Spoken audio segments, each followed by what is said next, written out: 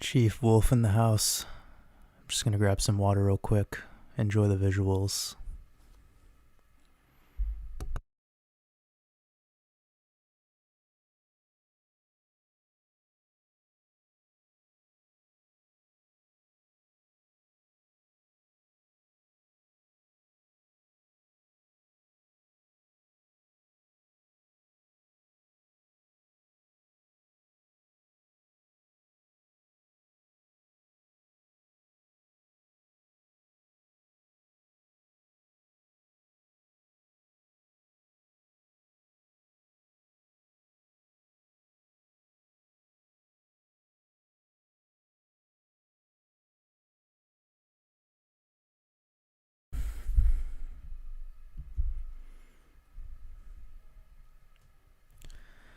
Alright everyone, let me know how the audio sounds.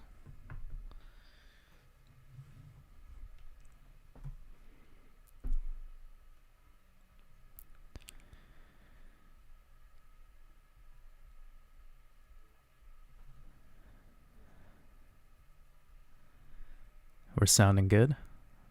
Beautiful. Beautiful. I hope everyone is having an incredible day.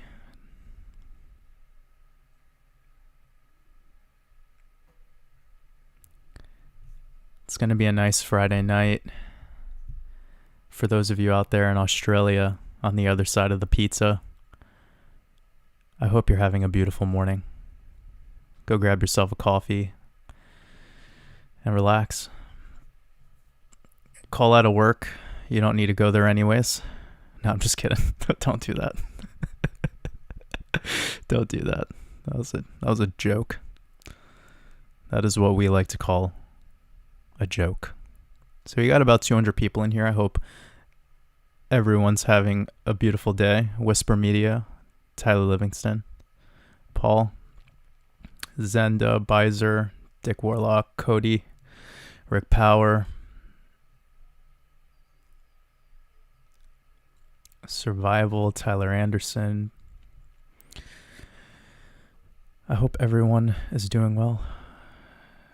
T. Livingston says, how's Chief Wolf today? I'm doing absolutely amazing.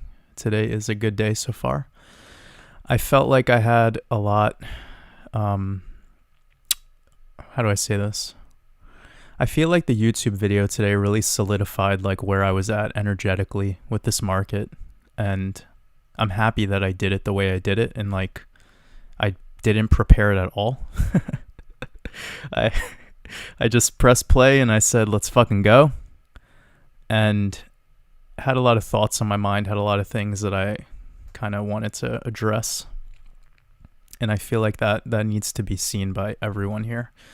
So if you haven't watched that video today, please do sometime.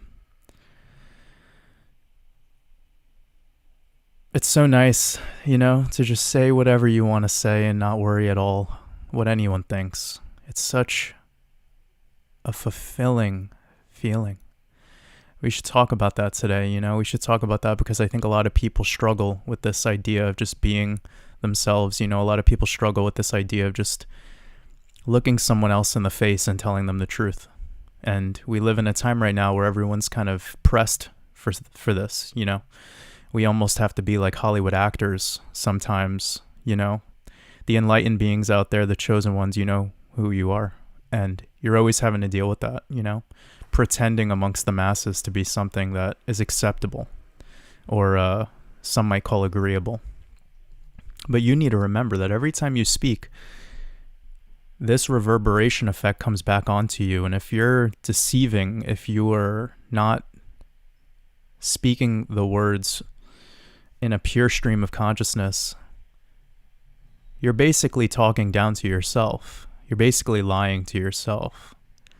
And I think this YouTube game really gets a lot out of these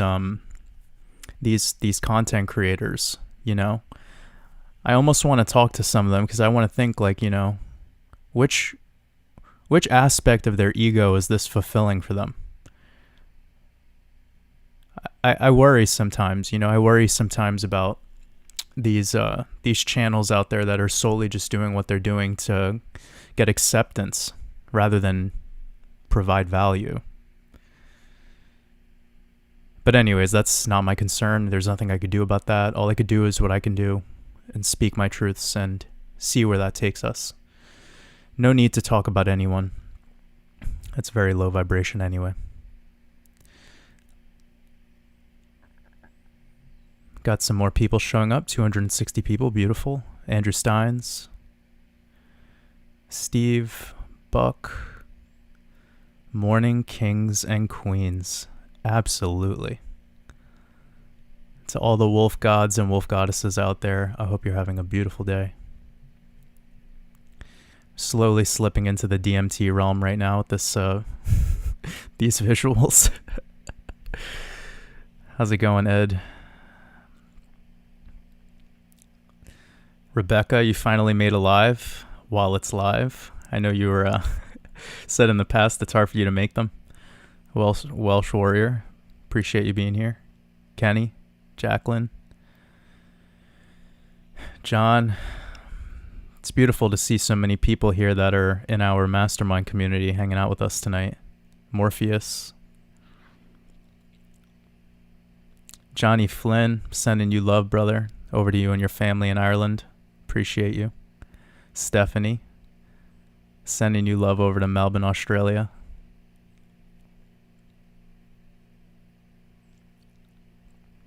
Okay, everyone's saying that the audio is good. That's good. I'm trying not to run my mic too hot, but also I'm trying to preserve my voice, so I don't want to be screaming in order to get good audio quality.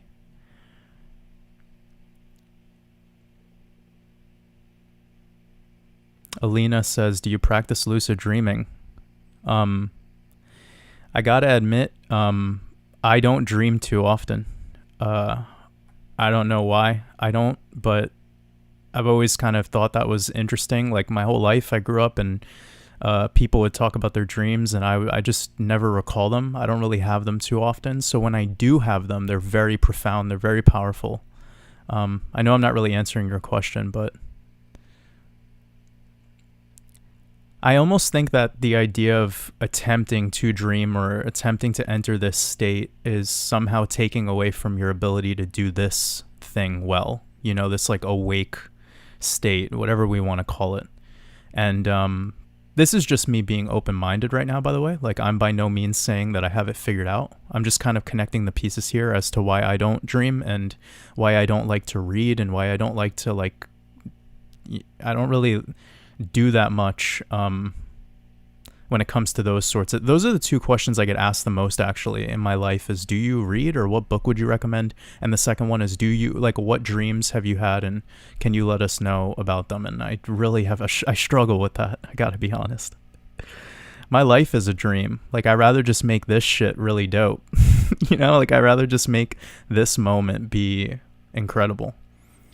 And perhaps when some of us that are more conscious or in this awake state, we're able to tap into the fourth, fifth, sixth dimensions, you know, maybe we could enter those realms somehow, some way. And that might be another reason why some of us see times or numbers that we see, you know, like 1111 or 111, or I've been seeing the 144 a lot lately. Like I've been seeing it every single day of my, I literally today, I went upstairs to just clear my head for a moment and get away from the computer. I come downstairs after 20 minutes of just closing my eyes. I wasn't even meditating. I was just trying to control my thoughts from being pure blown chaos.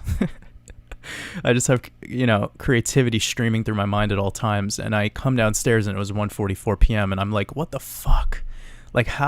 What is this number and why is it doing this to me? to me? And it's really funny because ever since I started, exposing this Gematria thing more and having a bunch of people, the channel growing essentially, a lot of people ask me oh, what does it mean to see 222 or 333 on the clock? And my message to everyone is always make it something that empowers you. You can do anything you want with whatever you want. Like, numbers in and of themselves have no true value, and they do not have any meaning. Human beings apply meaning to numbers and letters, and that's how we create language and maths. But that's simply it at the end of the day.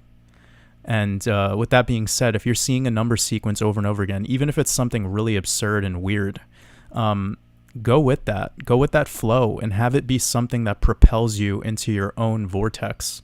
And that is where you will find abundance. Matt Sachs, appreciate you.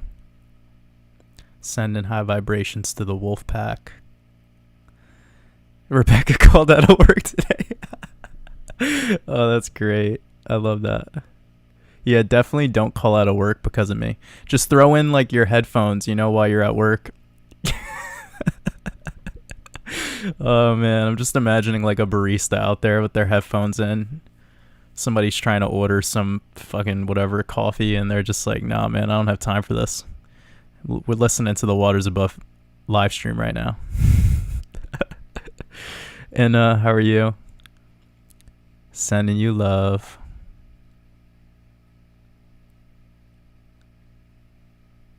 What's up, Hayes? Johnny G. Mercy, I am doing very well. I am doing very well. Decambo, lots of people from Australia in here right now. That's amazing. What do you want me to say about alcohol? That's kind of a little vague question, but if there was a way for you to retire, what would you do? Well, first of all, retirement is a poor mindset.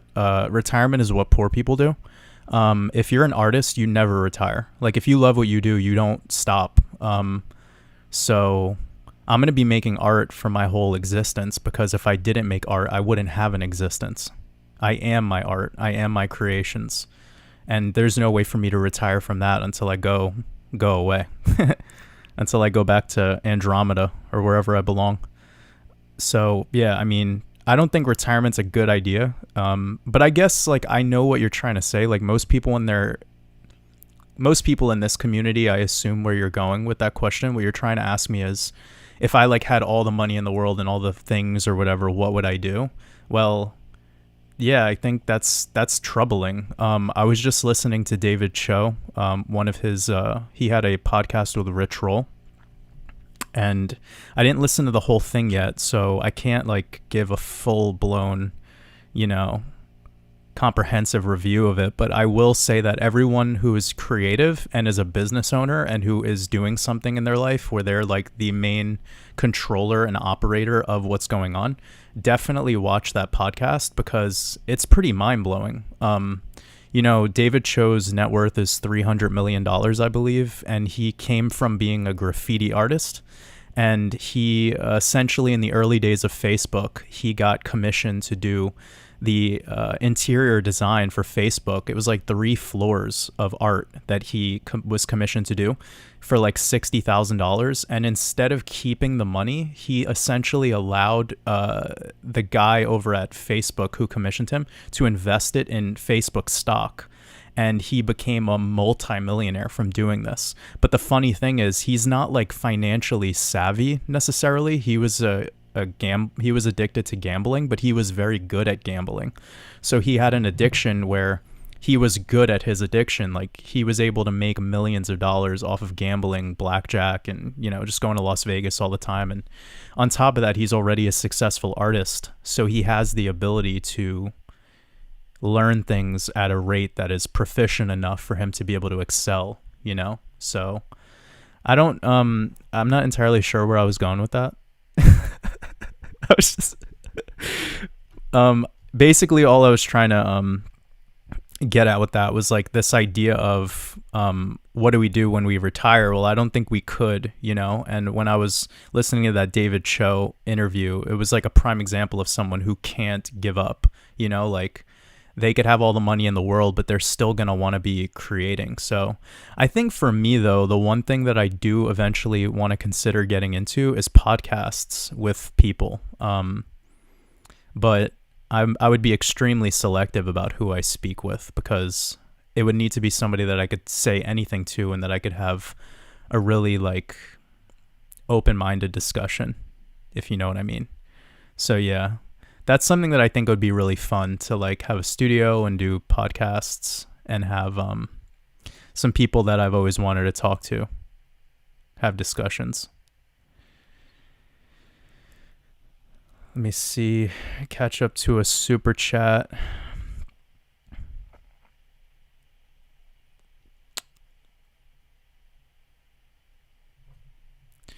So Kevin says, hey, my brother, hope all is well. As always, interesting you mentioned the coming of Samhain, which the lizards celebrate the coming of darker months or dark winter. Can we recognize that they can't handle the light? So that's interesting. Samhain is a ritual holiday practiced by the elites, and they use it mostly for kidnappings, child kidnappings particularly, and blood ritual sacrifice. And it's become sort of like a meme due to Wicca. So like the Wiccan thing. And no offense if anyone out there is practicing this, I'm just telling you how it is. It's become a little bit of a meme since then. And the growing popularity of like low-level witchcraft, if you will. And we spoke a lot about witchcraft and magic on the last live stream, so I don't want to get too deep into that, but any holiday is really an unholy day. They worshiping some random day in the year is, of pagan origin typically, and it's complete nonsense. And it's just to steal people's energy ultimately. So it's been essentially energy harvesting that has been converted or transmuted into this materialism sort of economically based reality that we have today, where they've been able to figure out a consumerism approach to it. And with the consumerism approach, they're able to bypass how obvious the ritual is, how negative it actually is. So this is how they always do it, right? They do this with Christmas. They do this in the States, we have Thanksgiving. It's just what they do. So, I mean, the words of wisdom is stop practicing these fucking holidays because they're stealing your energy. They don't matter. There's no such thing as one special day of the year over other days. I could see that if you're not living on the equator, there would be a reason to worship the sun, because if we just rewind time and go back to before we had food available everywhere at at arm's reach, when the sun went away for a long period of time, like the winter, for instance, and the days became shorter, your life sucked.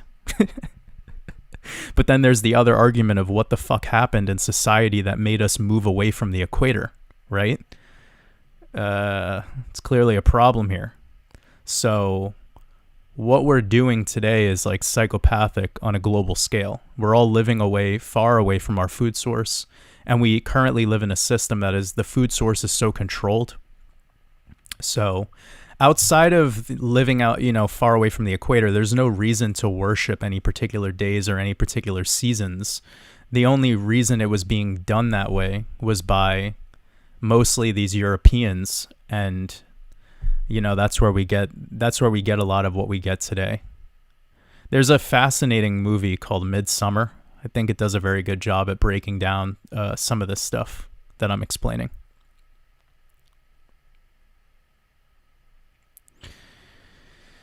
So when you take mushrooms, are there any dangerous side effects? Well, the dangerous part of it could just be how your mind wants to exercise what it's experiencing.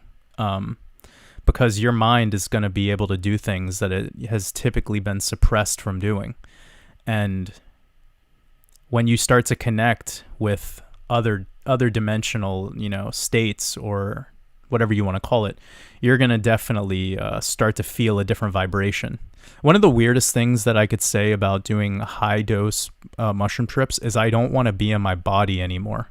Like I feel cold. I feel like I don't belong. So there's body pain and body discomfort. I'm not sure if ever anyone else deals with that, but that's what it's been like for me. And that's been that's been my struggle for like the last 10 years of my of my existence, is just kind of feeling like I don't belong here, like feeling like, damn, I need to fucking, like, I'm like an alien. Like, what am I doing here?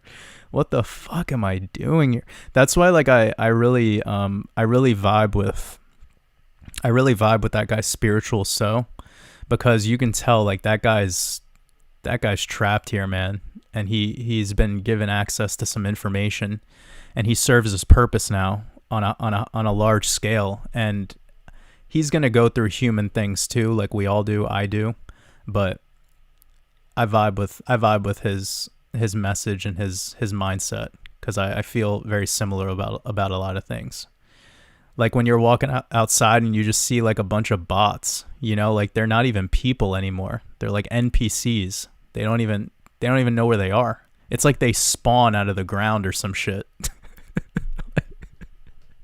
Like you're walking around just having one-on-one time with Mother Nature. You're enjoying yourself, and then this NPC just spawns out of the ground. You're like, where the fuck did that guy come from? You ask him how he's doing, he doesn't even know where he is, you know? Like that's the way reality starts to become once you're leveling up, you know?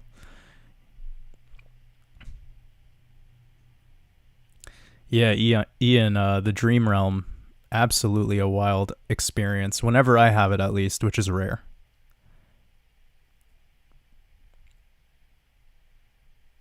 Yeah, I'm more leaning on that as well. I am perceiving this reality right now. The awake state is actually the deceased state, and this dream state that, or like when we're closing our eyes and when we're just falling asleep, that's the moment where we're entering like true, closer to life, closer to what life could actually be, which has this like infinite awareness quality.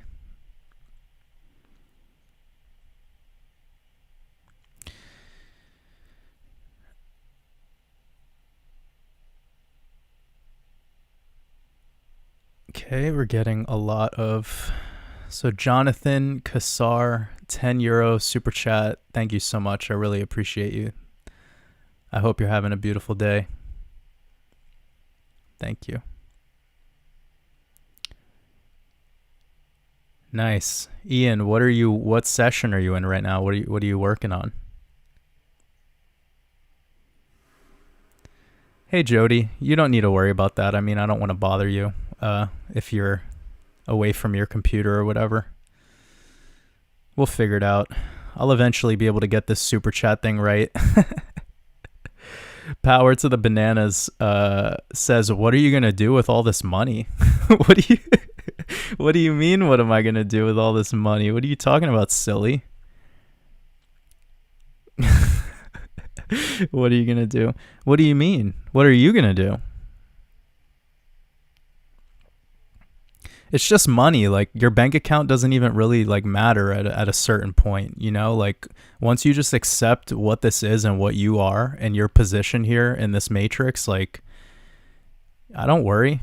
What I do know though is I've figured out a way to make my money work for me, so I don't have to think about what I'm going to do with the money. I just, whenever it's made, I figure out a way to make it work.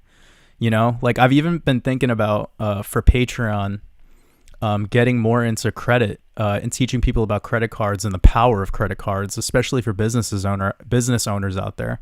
Because I've been really heavy on the credit card game for like probably 3 or 4 years now, but I have like 15 to probably like 13, 14 credit cards, and you know, all of them have welcome bonuses. All of them had 0% APR for 12 months. I leveraged on all of them. They all have cashback rewards.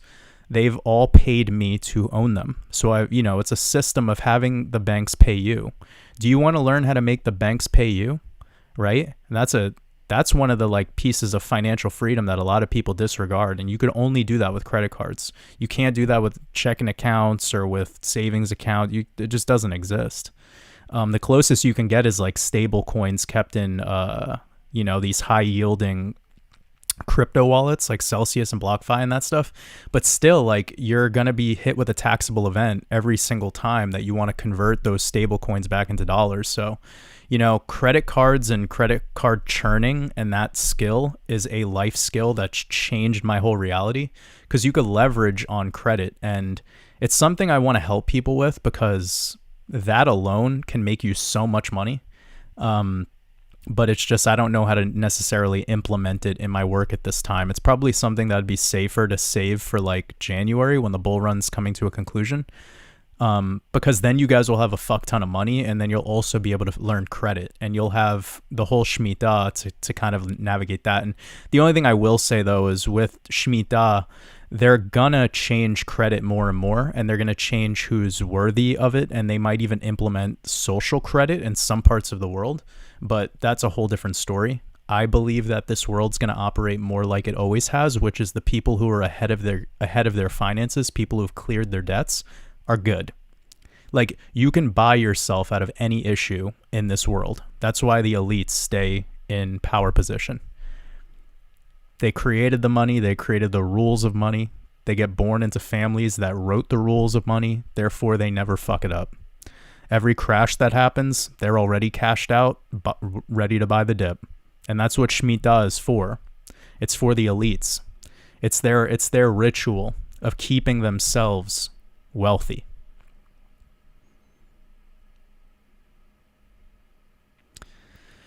Ahmad, I don't have any music to show you guys at this time, but I believe in 2022, I will absolutely be sharing some music with you guys, for sure.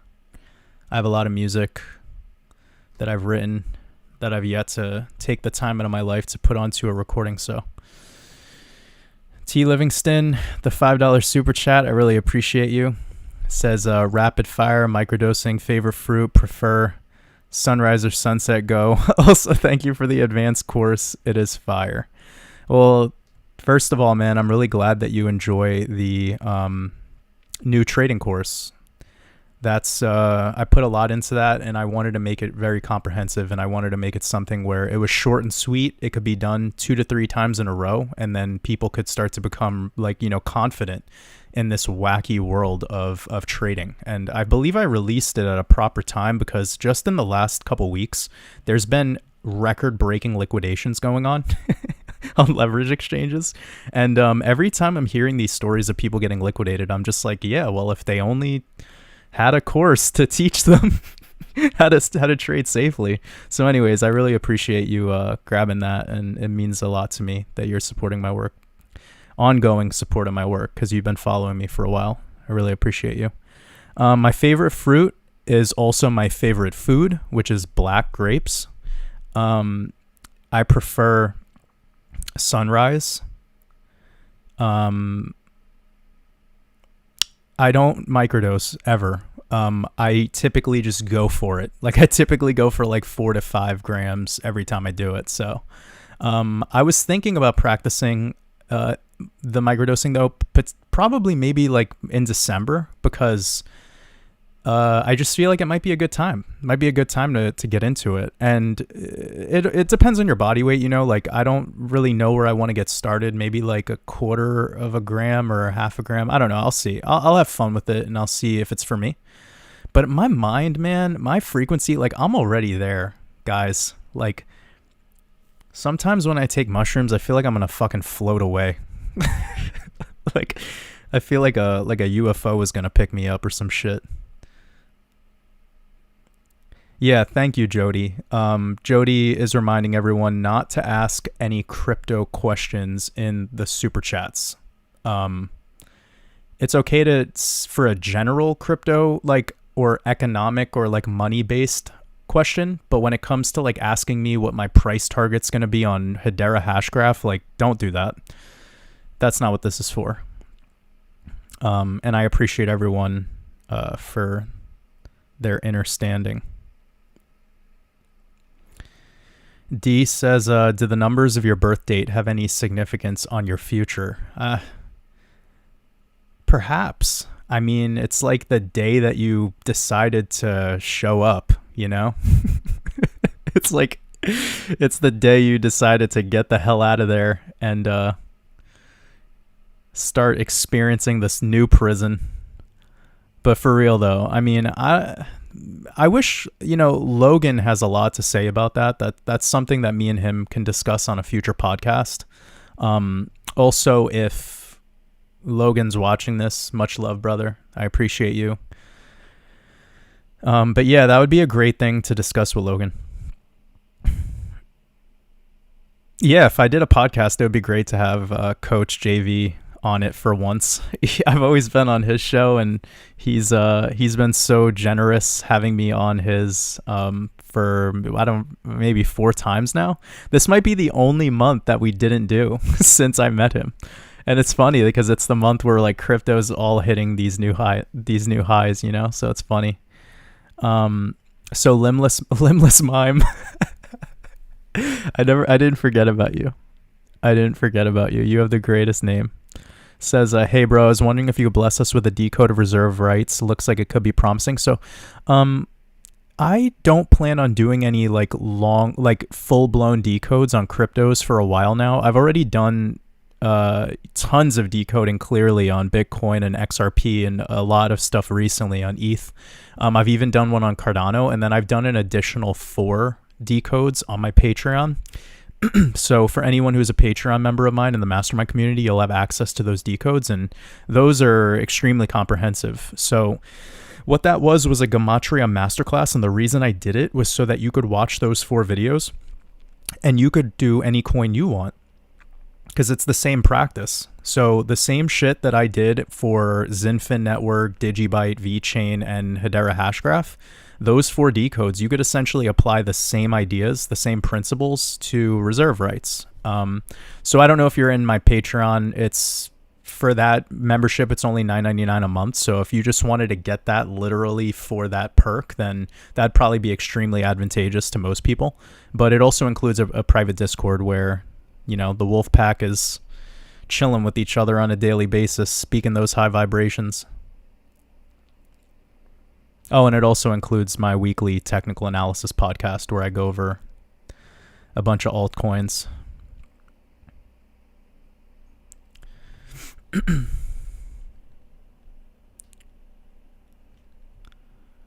see what's going on.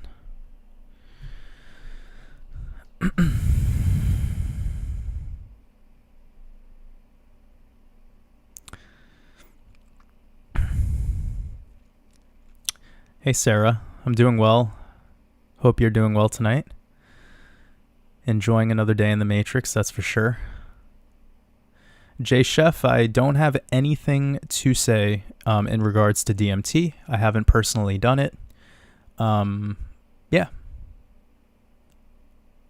But I'm not against, I might someday.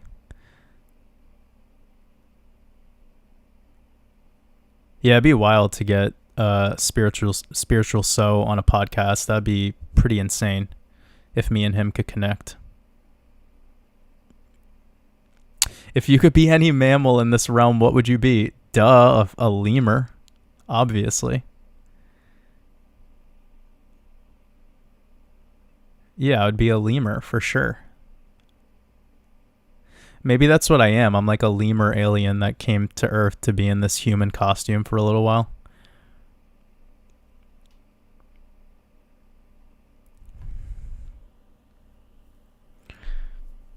So Agent Smith is just you.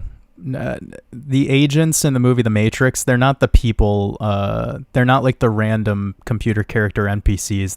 They're you. They're your enemy. They're your direct problems. All the problems in this world exist because you've created them, and those are your agents. That's what the movie was trying to show you. Agent Smith is really just Neo's other counterpart. It's like Lucifer and Jesus, or, it's just they're both the same exact character. They're just playing a different role in this duality. They're the balance of each other. And without one, there'd be no contrast. So you need both, and it's all about keeping them in balance. That's all that is. That's why at the end of the Matrix movie, you notice how when Neo finally won the fight was when he stopped fighting him. That's what I'm trying to say. Like, your ego, or whatever you want to call this other thing, this thing is your best friend because it's literally the one that's keeping you from this progress. And the progress is easier found through the path of love. And how the fuck are you going to live a life of love if you're sitting here battling this demon every day? Every time you run into him, every corner you turn, he's there. Of course he's there. He's your shadow. Do you want to sit there and fight your shadow all day, or do you want to turn around and give it a hug? You give it a hug and then all of it evaporates. It's that ability to just fall in love with what's going on here, no matter if it's seeming to harm you or if it's serving you. You need to have a conversation with that thing, whatever that is. It could be your addiction. It could be your suicidal tendencies. It could be the person in your life that means the most to you. It could be the person in your life that bothers you the most. You're going to have to confront that within. And through there, your Agent Smith will start to evaporate.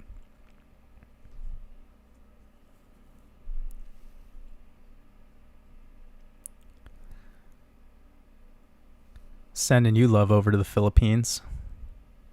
Hey, how's it going, Jay? Happy man. Much love to you, brother.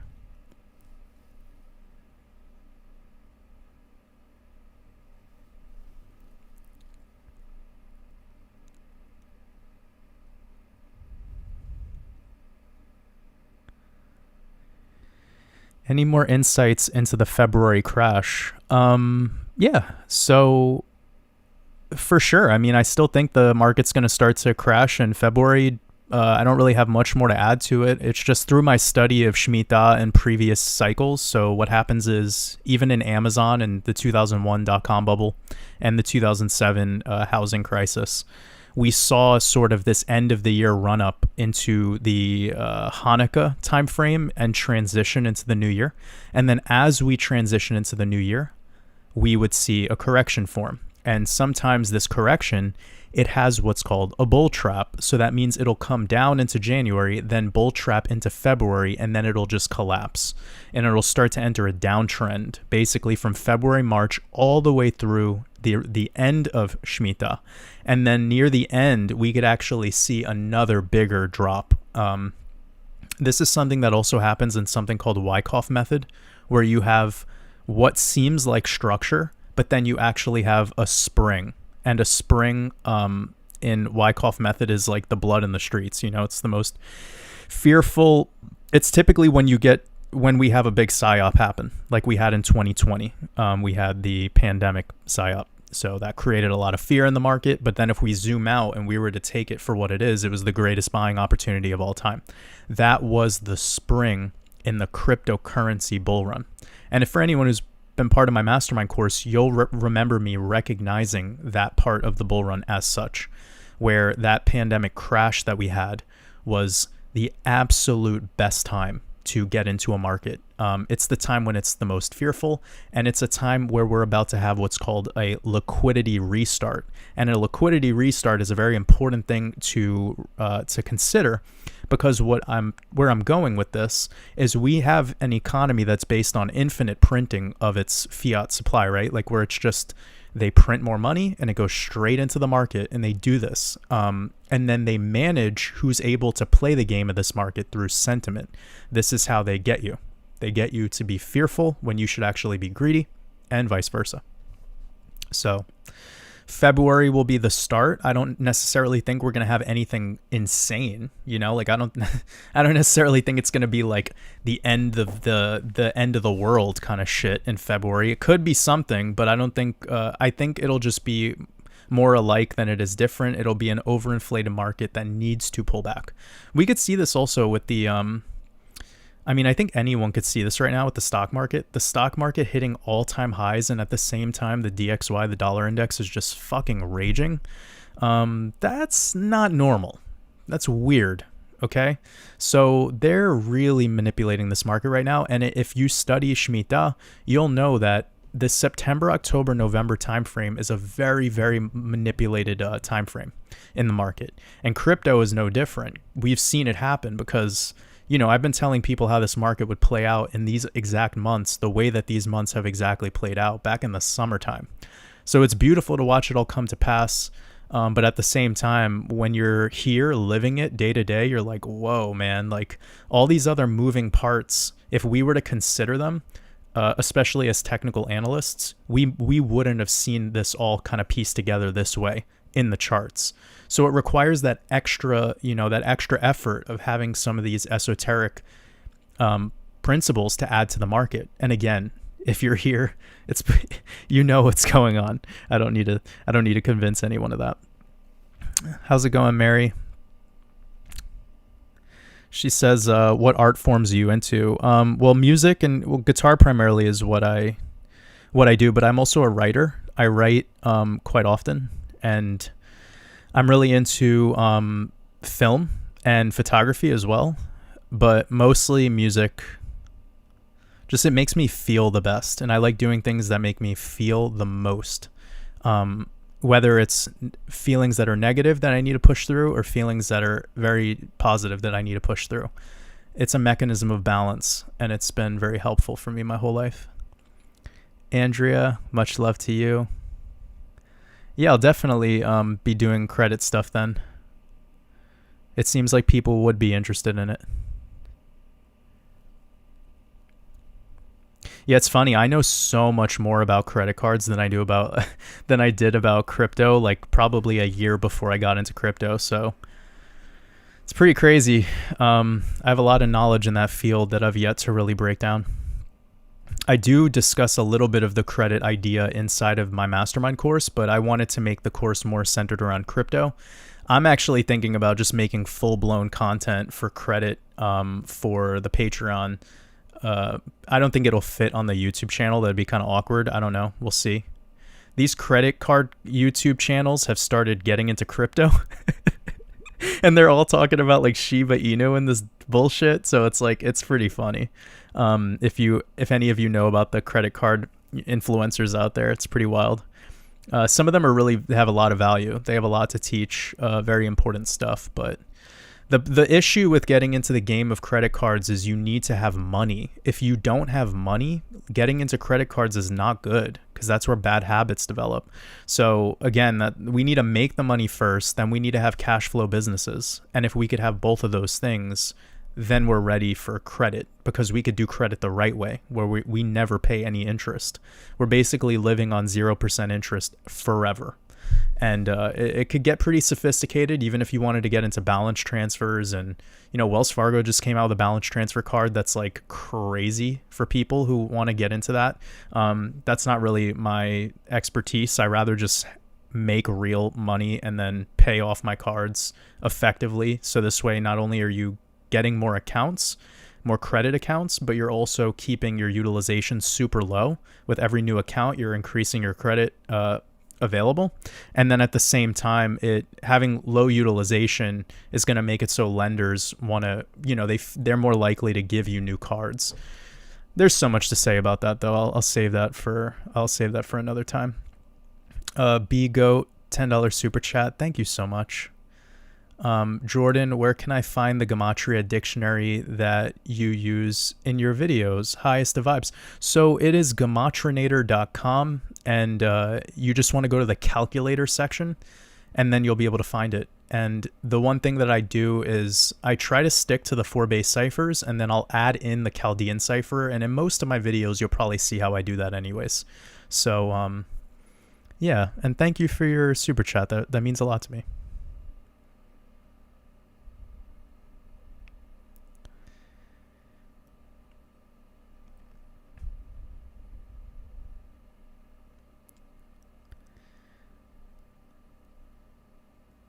Okay, I'm just trying to move through some of these. Gary says, mate, been watching your videos on and off for a month or two, and I'm surprised how right you've been. Well, thank you. I gotta admit, though, I'm just really showing people the way that this cycle works, Gary. I'm trying to not make this so much about me. I'm really trying not to. I think the Gematria thing might be a little bit more unique, but ultimately, I'm just showing people what this is, what the market is, which is a cycle that is repeated through an algorithm, and this algorithm has been pre-programmed into the market. That's why it's so precise. So I'm just going to let you all know, okay? When you're hearing these other people talk about the Fed's doing it, the Fed is making the market, the Fed, you think the Fed is sitting there on fucking crypto.com app, crashing it, buying Shiba Inu? Get the fuck out of here. How do you fall for that? How the hell do people fall for that? It's a ritual. The Fed doesn't have any employees. It's like a ghost company. It's a fucking computer somewhere. People need to wake up, man. The central banks are not individually going through all these cryptos and hitting price targets on the exact day with such precision. That's not how this works. The money in and of itself is fake to begin with. So it's just an algorithm, guys. That's it. And it was predetermined. The algorithm works off of Gematria. And what they're using for the time basis of it is astrology. That's really it. It's quite simple, actually. I'm just the guy exposing it, I suppose. But there's too much bullshit coming out of people talking about how the Fed's doing this and that. It's like, no, they don't do anything. They're Hollywood actors. Jerome Powell is a fucking Hollywood actor, okay? He doesn't have a talent. He does not have a skill. He doesn't do anything. He was just born in the right bloodline. Period. End of story. Okay? You want to know about the Fed? It's because they're all part of the bloodline. The brotherhood. They don't have skills. They don't do things. Just like Elon Musk. They don't do things. They're just shills. Now that I got that out of my system. Abdullah Nasif, $5 super chat. I really appreciate you. Says, hello, my name is Abdullah. I work for Coach JV. Love and appreciate your knowledge, perception. Stay blessed, bro. Look forward to meeting you one day. Wow.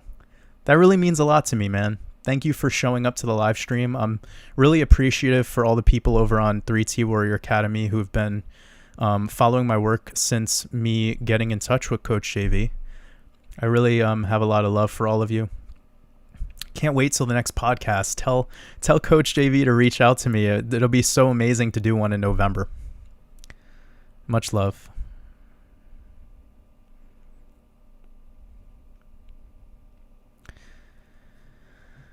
Okay. Sliding with Sasquatch. I bought ADHD for 2 cents, then sold it. Yeah, baby. Peace and high vibrations to all. Well, I don't know what that is, but sick, man. You made some money, I guess. Or you lost money, I don't know. But I appreciate you, John. Thank you so much for supporting my work. It means a lot to me, brother. Got a 777 super chat from Diego. Appreciate you, brother. It says, talking about Gematrinator, what is all the shit that appears when you click match? Okay, so this is very good that you asked this, Diego. You learn this from me, everyone. When you're on Gematrinator, do not press that fucking match button. That is horseshit. Don't go on Gematrix.com either. Hebrew Gematria is a waste of time when you're using English words. I know people want to fight me about this, but let's compare our results, shall we? Trust me on this. You're using English words. You want to use the 4-base ciphers and Chaldean, okay? Period. Now, can you use other forms of decoding like tarot cards and the Hebrew calendar and all this? Yes, absolutely. You could use the periodic table. You can use the string of pi like Logan does. This is all stuff Logan does. That stuff works. It works. But using reverse satanic and Kabbalah ciphers with English words, waste of time, okay? There are some mathematical ciphers that do have some merit, for instance. I do also want to give some merit to sepentary, but then also at the same time, primes and triangular. Primes do work as well, but they don't have much utility, okay, with what I'm doing. Now, I'll redact everything I said just now, and if we're not talking about cryptocurrency and we're talking about decoding your name or what else is going on in reality, then sure. You could have fun with all those other ciphers like Kabbalah and Jewish cipher. Go for it. That's totally chill. But when you're decoding cryptocurrency, which is a fairly new thing, all with English as its language, Stick to that. Trust me. You're going to be wasting your time and really preventing yourself from making progress learning Gematria, okay? Because first and foremost, real Gematria doesn't even use English. It uses Hebrew only, okay? So if you wanted to use Hebrew characters and throw them into the Hebrew cipher, that will work for sure. But if you're not doing that, you're just wasting your time on this Hebrew cipher. So thank you for bringing that up, Diego. I feel like that's something people need to be told.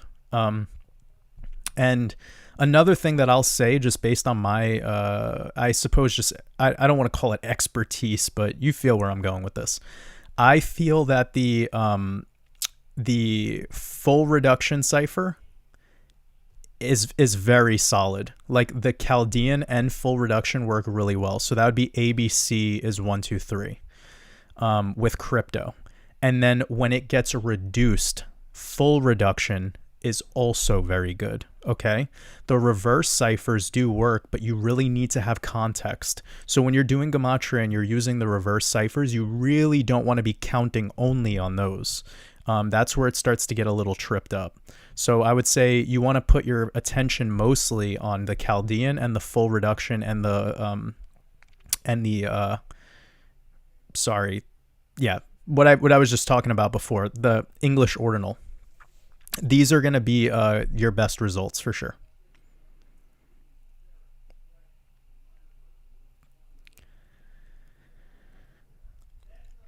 So got a $20 super chat from D Vortex. I appreciate you. She says, Papa Wolf, studying my ass off. Thank you for Father Saturn ass whoopings. Anytime.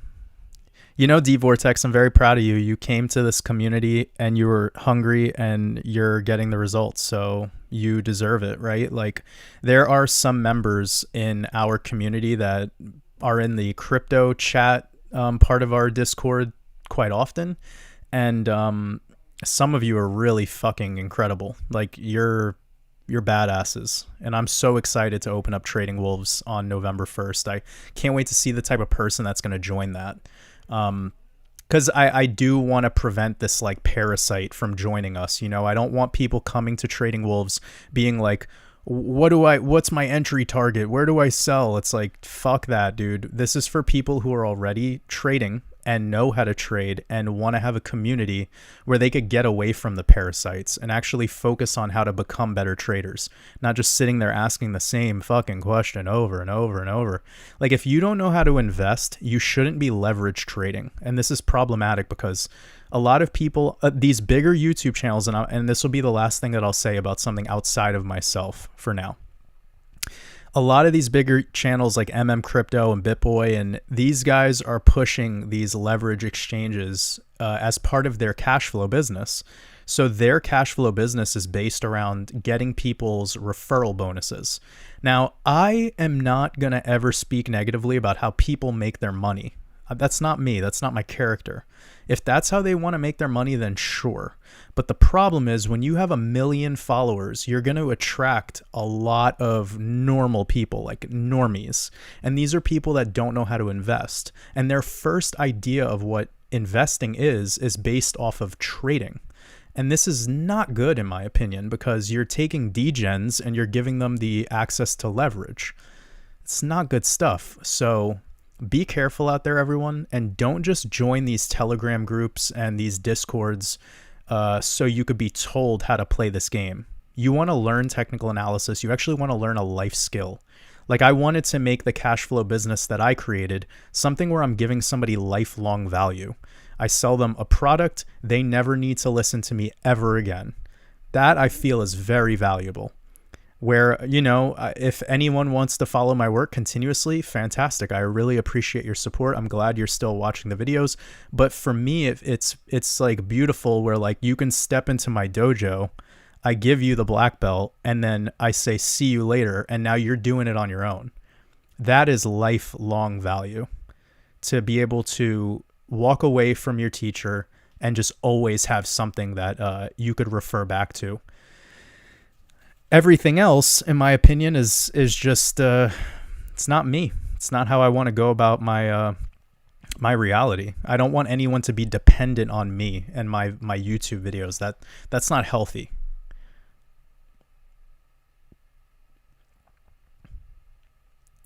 Sarah loves lemurs.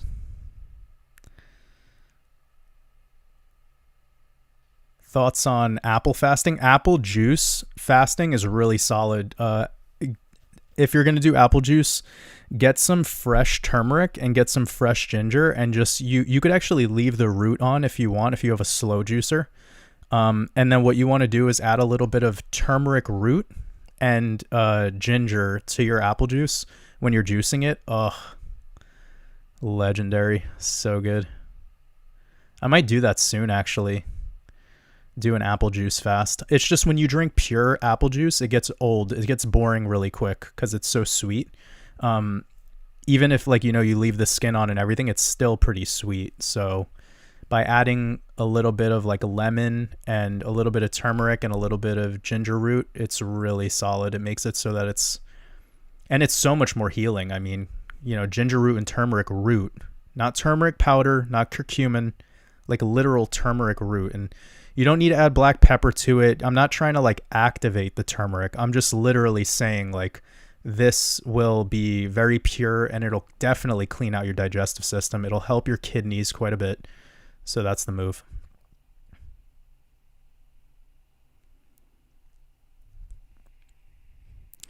Trying to look through some questions.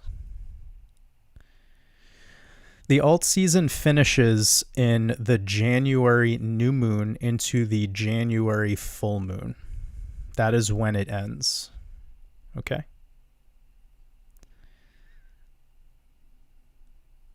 I appreciate you, Dalton.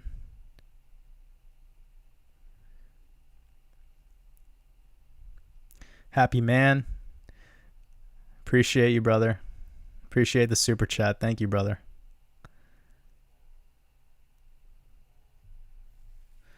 Much love over to India. How's it going, Tanbir?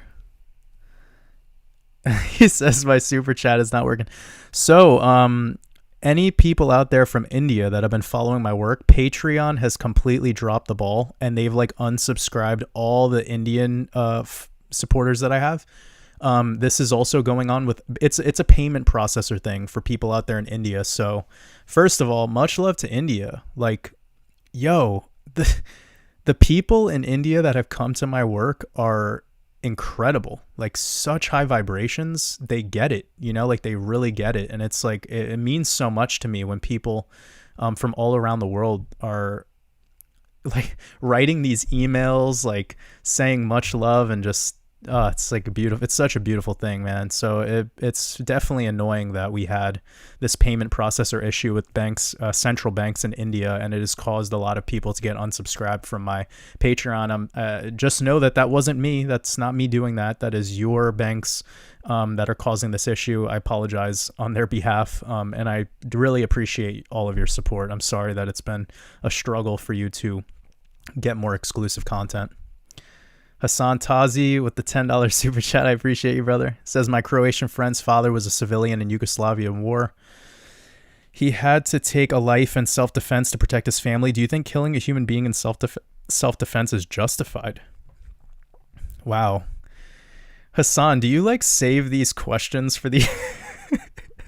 He always asks like the most like pineal buster questions that are hard for me to...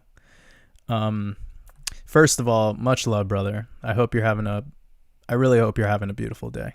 You know, we'll start with that. You always got to start every connection by telling somebody you appreciate them. You know, start practicing that tomorrow, everyone. So, yeah, man, you know, this is a hard idea, because what is life? What is mortality, right? Truthfully.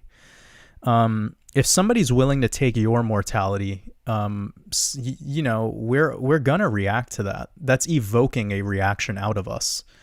And I think we're on the brink of entering some tough times, everyone, some darkness, especially if there's any food problems, not necessarily with the food. There's always been problems with the food, but problems with getting the food to where it needs to go and potentially even harvest issues. This is where civil unrest and problems definitely, it gets exacerbated. So I don't think I'm qualified to answer this question, Hassan, because I honestly think if somebody was on the brink of like killing me, I would just like let them do it. Is that like, that might sound a little wild, but I don't really care about this place, like I'm here to do my job until it's game over. And I'm just not scared, like I'm not scared. And I know this isn't your question. Your question is asking like, would I protect someone? Yeah, of course. I would protect a fucking animal from getting hurt from another human being, right?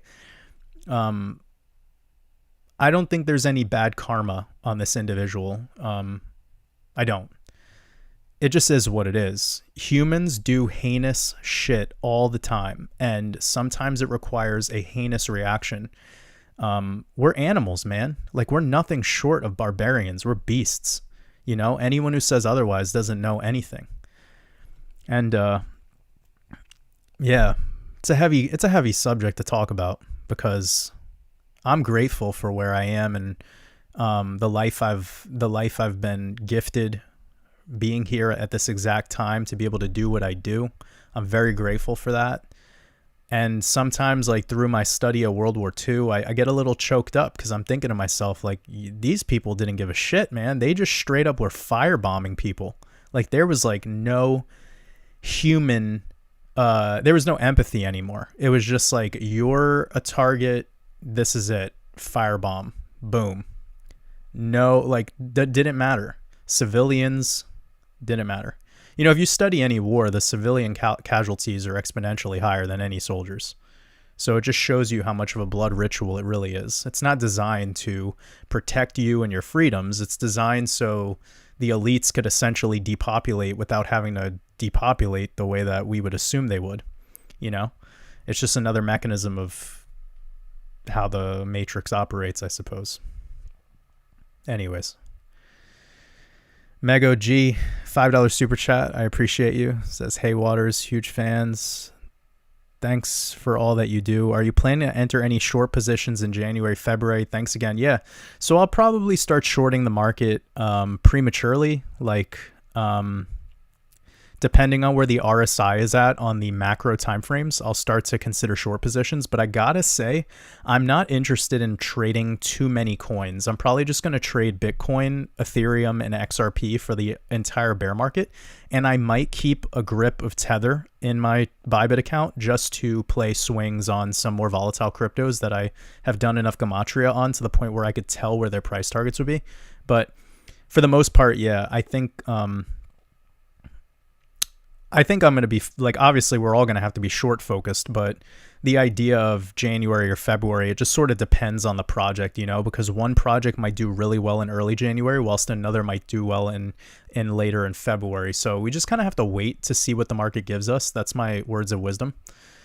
Although this channel that I've created and the work that I've done is very like prediction based, I do want everyone to remember that at the end of the day, like, anything is possible in this matrix, and it's way better to just be calm in the day to day.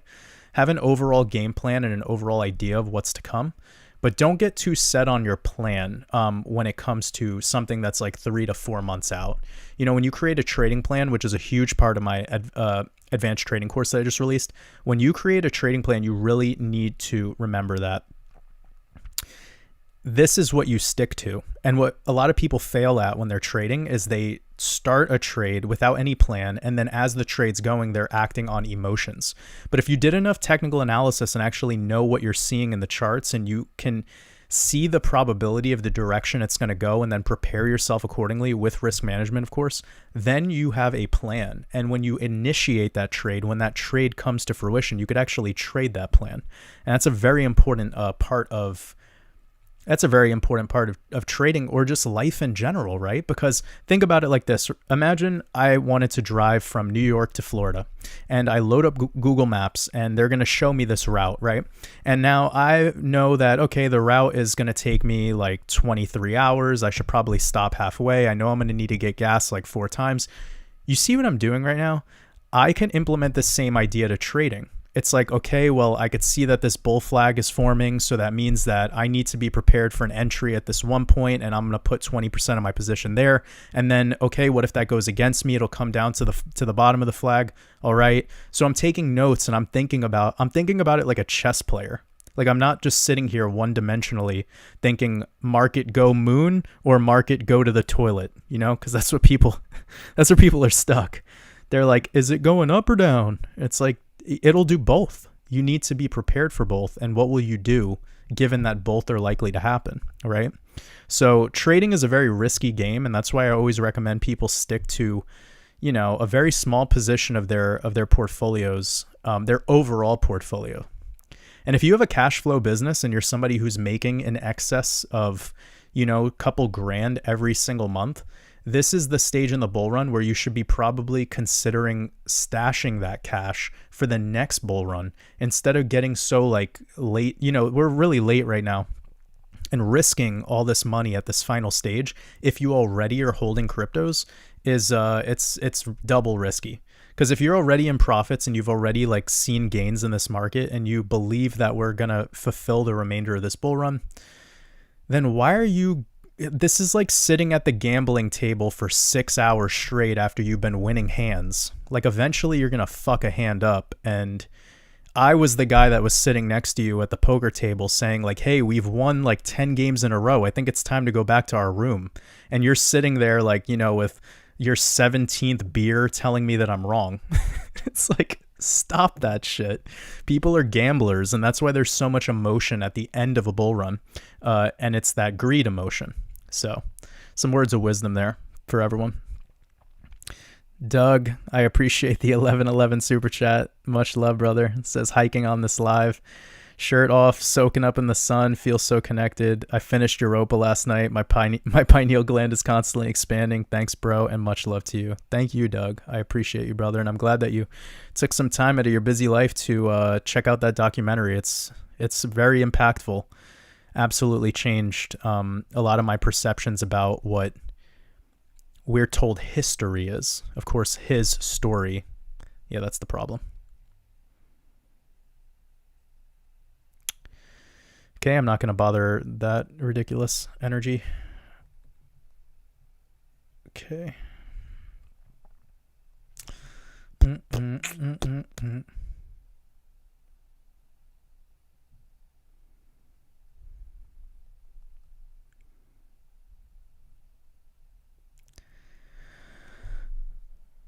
Wow, 630 people up in here. I appreciate all of you.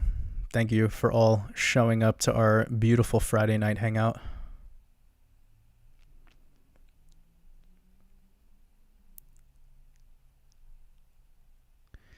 Take care, Jay. I appreciate you, brother.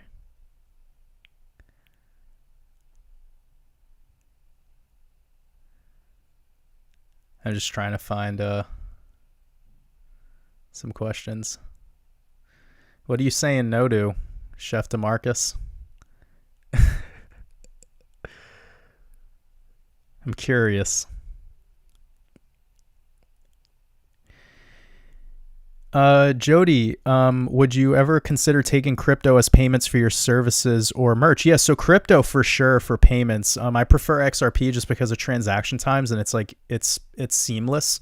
I like USDT too, of course, because it's just $1 to $1, so it's easier for accounting purposes, but the transaction fees are fucked. So yeah, I accept crypto for payments. Not any crypto. I accept some, because some people like want to come to me and, basically they're just trying to buy one of my products with one of their shit coins. And I'm like, that's not how this works.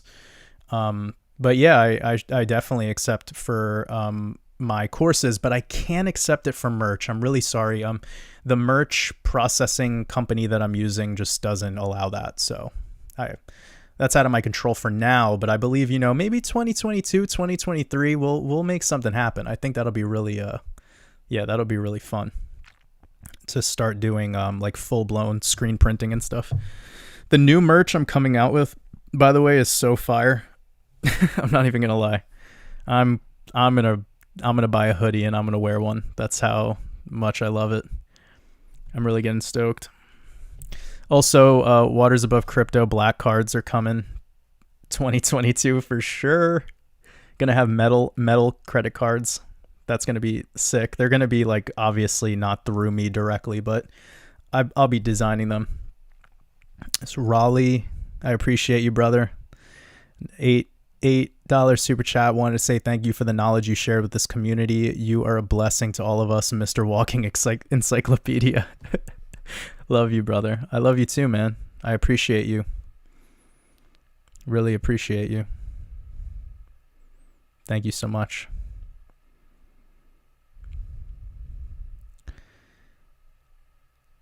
Yeah, man. Tons of people from India in here. That's beautiful.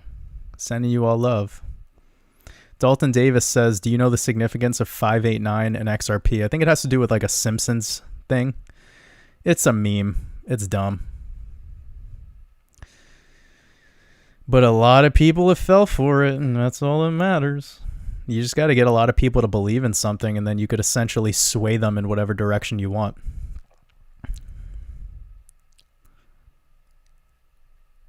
Yeah, I don't eat, Ian, I don't really love eating apples anymore unless they're tree ripened. Like if you could pick your own apple, that shit's fire. Oh my God. I was in Denmark once and I was just walking through like a random forest and they had apple trees everywhere and it was during harvest season.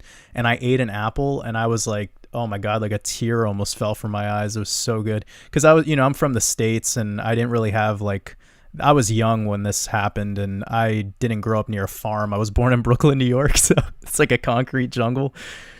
The apples that we had were like the apple slices that came with like, like school lunch, but then, I grew up and I started changing the way I consumed and all that jazz. And then I remember my first time in Denmark, I was somewhere super rural, like pretty much in the middle of nowhere. And, yeah. That apple was fire, and I've never had apples that tasted that good since. Also, when I used to live in Portland, there's this spot called Sauvie Island, and I used to go there all the time. They had peaches you could pick, and they would have marionberries, which they're kind of like an Oregon. They're super GMO, I'm sure. And you can't escape that. But they were like this kind of weird hybridized blackberry, and they were so good. Oh man. So good. And you could pick them yourself. So that was always really nice. Being able to pick your own food and eat it the same day is definitely a treat. So Kevin, $5 super chat. How did your fast go? Oh yeah. Thanks for asking. It was fun. For sure. Really good time. I did a very weird fast, everyone. I essentially did a power fast where I manipulated it in a way to try to move lymph out of my body. And I finally figured it out. Like I've done this about 10 times now to figure out how to get lymph out of the body, which is a very, very hard thing to do. Not a lot of people know about this. I don't want to talk too deeply about it at this time, just because it'll take up a lot of time. But what I did was the first day it was water only. And then the second day, I did water, but I did like 1 cup of water and I loaded it with magnesium and lemon, and the lemon oils I basically just like rubbed all over my body, kind of like a shower, but like this lemon oil is so good to balance the pH on your skin. So that's a little pro tip for anyone. Don't waste the lemon, because the oil that comes out when you squeeze it is really good for your skin. Especially your just your body in general. I wouldn't get too caught up on putting it like directly on your face. Anyway, then that day I sort of did a 24-hour dry fast following that. So the only liquid that I had in that one day was a little glass of water, but I purposefully made it so it was very acidic so that it would cause an alkaline effect inside of my body. It would alkalize the kidneys. And then by doing the 24-hour dry fast, you're giving your kidneys a break. Then what I did was, to break the fast the next day, I drank black cherry juice, only black cherry juice with lemon and magnesium, and it's liquid magnesium, or you could call it trace minerals. I don't ever take powderized or pills. That shit's not good for your kidneys. But the liquid magnesium inside the cherry juice, lemon, my goodness, that was like a 4-day fast, but it was simulating like a 7-day water fast because it was done in such a particular way. Oh man, I could probably write a book about fasting at this point, but I'm so busy with everything. But yeah, it was a really beautiful time, Kevin. By day 3, I was just like vibrating. Like my body was just like, woo. I felt like I was like on another, I was entering another dimension or some shit. It was pretty dope. But whenever you fast, like especially fasting with like more hardcore methods, for instance, like lemon water instead of water. And by the way, I don't recommend people do extended water fasts unless there's lemon or some pink salt or shilajit or some sort of mineral component added, because pure water is not good for you to be consuming all day, every day. Even distilled, it's just not good on your kidneys. You're designed to have actual organic minerals come in through the hydration, so you have something called interstitial hydration. This is way more important than being hydrated. True water, just pure water, actually dehydrates the body. Remember I said that, okay? And I'm not talking about if you're fucking like deserted in a I'm not talking about if you're like in the middle of the Sahara. Most of us aren't in a dire situation. So I'm talking about regular people eating regular foods, even if you're health conscious and you're consuming too much pure water, just nothing in it. This is not good for your kidneys. Okay. So if you're a normal person, I'm not speaking to somebody in the middle of the desert right now who's dying. You definitely want to be throwing some lemon or lime or something in your water. Like the acidity from the citrus is really crucial because it keeps the internals more alkalized. And you just want to be slightly alkaline, you know? You don't want to be consuming alkaline water. You want to be consuming fresh water with acidity added through citrus. That's very helpful pro tip for anyone. And it'll keep your kidneys super healthy. James with the $5 super chat says, peace, bro. Do you have any advice on protecting yourself from psychic attacks? Whew. I really wish you asked, I was able to get like a little more in that question, because that's hard to, like, if you have a powerful mind, right? Like no one can infiltrate that. Like I was thinking about this question because there's like this idea of like soul stealing, you know, like people who like, I don't know. I've heard a couple people talk about it. I'm not entirely sure how I feel about that idea. But those of you with a strong mind, you're going to know like who you vibe with and who you don't really quickly. Like even if you're meeting somebody for the first time, you're going to instantaneously know what they're about. So you need to follow that flow. You know, like if you're around somebody and you're feeling weird about it, get the fuck away from that person, because they're a parasite. They're going to steal your energy. And you don't want to let that happen to you. Like you need to protect yourself at all causes. So that's why you need to be hanging out with people that provide you that love-based energy, love frequency. Stay away from people that bring fear into your life. Stay away from people that tell you you're wrong. Like the number one thing I could tell anyone in this world that I feel should be taken super seriously is if you tell someone what you want to do and what you're seeking out of this reality and they tell you you're wrong, leave that room. Like, do not speak with that person. I don't care if it's your mother, if it's your fucking... You want to be making sure that the people you surround yourself with are about your mission, your purpose. You need to figure out what your purpose is and then follow that. Do not let anyone deviate you from your plan. Okay? Even the bad shit that's part of your plan, like the things that seem to be destructive, those are all things that'll get you onto your path ultimately. You know, every mistake you've made is your greatest decision. Every failure you've ever had is actually propelling you further into your opportunities for success.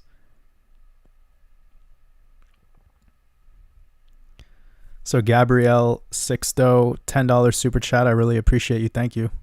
Says, any advice of us who felt stuck in life? I've been doing everything to have abundance and I still in the same place. How can I manifest abundance? Thank you. You were light. Well, first of all, Gabrielle, you were light. And what you said was a very heavy statement. You know, you took the light being in yourself and you plasmatized it into this very like structured thing.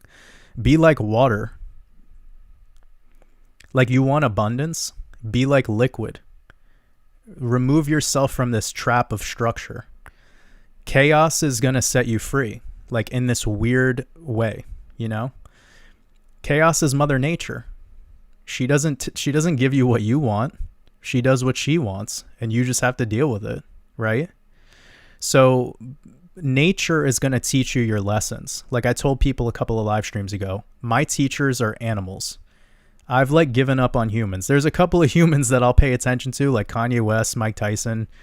That's like, honestly, I don't really like fuck with people anymore, because if I want to learn, if I want advice, I go within. If I want advice, I go within. That place, that space is truth. No one can tell me otherwise. So you need to go within. You'll find that truth. You'll find through there. You'll become more liquid, and you'll be able to flow.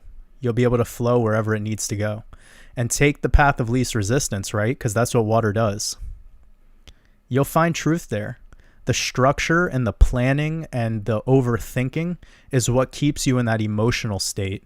And that emotional state is gonna make you it's gonna keep you caught up in a lot of logical traps. You know, something interesting about the mind. It is so complicated in that it has all these faculties to access, but the utility of each individual faculty is what we fail at. I hope that all makes sense. Essentially, less is more, and all your truth is within. And abundance exists by you removing the obstacles of this structured nature that we've been spellcasted into. We've been indoctrinated into.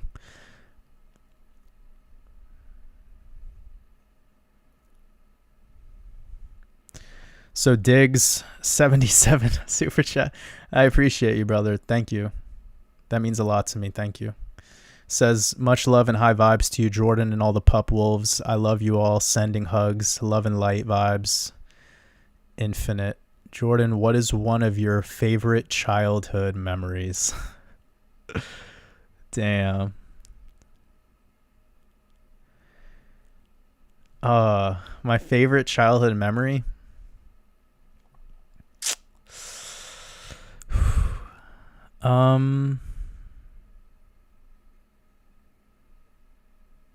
Damn, I don't even know where to I don't even know where to begin, yo.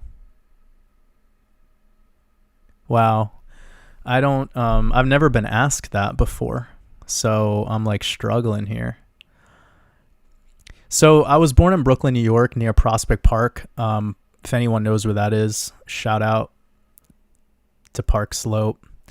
And me and my dad used to, every weekend, we used to go over to the like the water. There's like these ponds, and we used to feed swans. And I remember that being like a very pure memory, like a very pure moment of just, I don't know why that came to my mind, but that would probably be like one of my favorite childhood memories. I learned about music from my dad as well. Like I grew up listening to like Nirvana, you know, like just typical. I don't know, is that typical? And I also used to listen to salsa music a lot when I was younger, and that influenced a lot of my guitar playing because I was listening to like psychedelic rock and, you know, some of these grunge bands and even some metal. But then I was always like listening to a lot of hip hop and listening to a lot of salsa music, like Puerto Rican music. And that was something that was gifted to me through spending time with my dad. So yeah, that's probably another memory, like being just young and listening to like Smells Like Teen Spirit on repeat. It's funny. It's funny to think about stuff like that. Thank you, Diggs, for bringing me back there for a moment. If I could think of anything else that comes to my mind, I'll definitely let you know. Also, I'm lucky that, like, you know, when you're Puerto Rican, you always have like a Puerto Rican grandmother who could cook better than everyone on earth. So that was always nice to always have really beautiful food to eat all the time growing up. Stuff that I miss. Like, I miss eating that stuff. It was so good. All right, I'm going to catch up to some of these. I appreciate you, Diggs. East 0000 $10 super chat. Thank you. I don't know if you asked a question, but I don't see your question, but I really appreciate your super chat. Thank you. Much love. Yeah, I listen to a lot of hip hop. Right now I'm mostly listening to hip hop. Mostly. So, yeah, it's been my thing for sure. And I've been trying to listen to a lot more interviews of hip hop artists that I like. Just to be able to tap in. But if anyone wants to know, like, one of my favorite hip hop artists right now, Malz Monday. His name is MALZ Monday. This guy is like, I want to chat with this guy. His last EP that he came out with has better financial advice than everything Warren Buffett has ever said in his whole career. And this guy's a rapper. And he wasn't even super on this financial advice, financial shit on his earlier stuff. So he's really evolved. But he's conscious. He's aware of what's happening here. So yeah, Malz Monday. I've been enjoying him a lot. And of course that new Kanye album, like that song 24, I cry to that song like once a week. I seriously do. Like I'll just be humble and admit it. Like that part in that song where he says new me over the old me, let it out, let it all out. I'm just like, ugh, fuck. Men need to hear that. Like, women are good at like getting their feelings out, you know, like much better than men. But like men need to listen to that song and listen to the lyrics. And if you're conscious, you're awake and you're struggling out there, like that song can unlock a lot of energy for you, man, because it's so pure and so simple. And I really love that. I love the simplicity in art when it could evoke such emotion for you. So yeah, shout out to brother Kanye, man. I know that he didn't write that song. I'm not sure who wrote that song, but you know, it's on his, he owns it. But needless to say, it's one of my favorites. I listen to that song so often.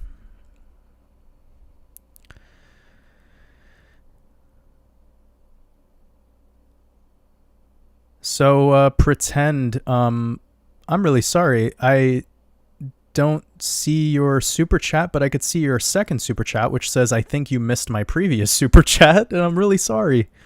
I don't know where it went. It could have just been a glitch. Let me see if I can find it for you. While I can see this one up, Rama G says, is it safe leaving tokens on exchange until we sell? Yes, absolutely. I am on exchanges. Exchanges are safe. The problem is your security protocol. Okay. If you're on an exchange and you're not using 2FA and instead you're using your phone number for confirmations, that's bad. If you're on an exchange and you have a password that's the same password you use for everything else, that's wrong. If you're on an exchange and you're using your Gmail password, or your Gmail email, that's wrong. Okay. I go over all this stuff in my mastermind course. I know you're in my mastermind course, so you should be able to have all the security protocols exactly the way that I set them up. And they're not that crazy, but it's just enough to keep your ass safe. It's not the exchange's problem. It's the security protocols. When people were getting finessed in the 2017 run, it wasn't because of exchanges. It was mostly because of SIM swaps, okay? So when it comes to leaving all your shit on a ledger, that's fine. That's fine and dandy. But just remember, when it comes time to sell, you're going to be like fumbling over sending your coins to the exchanges, and some coins might not be able to be sold on an exchange, so you have to send them all these places. Just be prepared. Be prepared and sell early, and you win this game. There's so many people that are like scared to death of leaving coins on an exchange. I do not understand why, because some of the biggest whales out there have their coins on exchanges. Like if you follow Whale Map or whatever the fuck that's called on Twitter, which I don't, because I don't really care about stuff like that, but people have posted that a lot to show like the liquidity moving around. And you could see it all the time. Like, people are moving billions of dollars onto these exchanges. You think that they're moving that much liquidity because it's unsafe? No. Like Coinbase, Binance, they're super safe, man. Now, if you have a limit order set or you're trading on leverage, sure, that could be problematic. But most of the top level exchanges that we all talk about, they're okay. Their problems are liquidity and maintenance, but it's not security that's typically a problem. Security is fine. That's another conversation, though. Every single exchange has a problem, just like every single bank has a problem. There's no perfect bank. Yeah, I really gotta admit, I cannot find this other super chat. I only am seeing one from you, so I really apologize, but I will find it, or Jody or somebody will let me know. April Perchal, $50 super chat. Thank you. I really appreciate that. Thank you so much.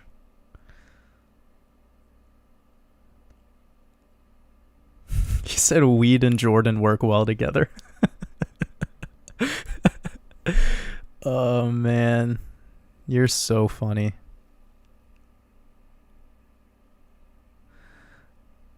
Thank you so much, East. No questions. Just thanks for the live chat. That means a lot to me. Thank you. Yeah, Tony, drinking a lot of water is fine. You just want to add some minerals to it. And in my opinion, the best way to add minerals into your life would be in this scenario at least, would be through citrus, because it'll have the minerals packed within it. Therefore, you're getting interstitial hydration, not just a bunch of liquid outside of the cell. You're actually able to put liquid within the cell, which is where it belongs.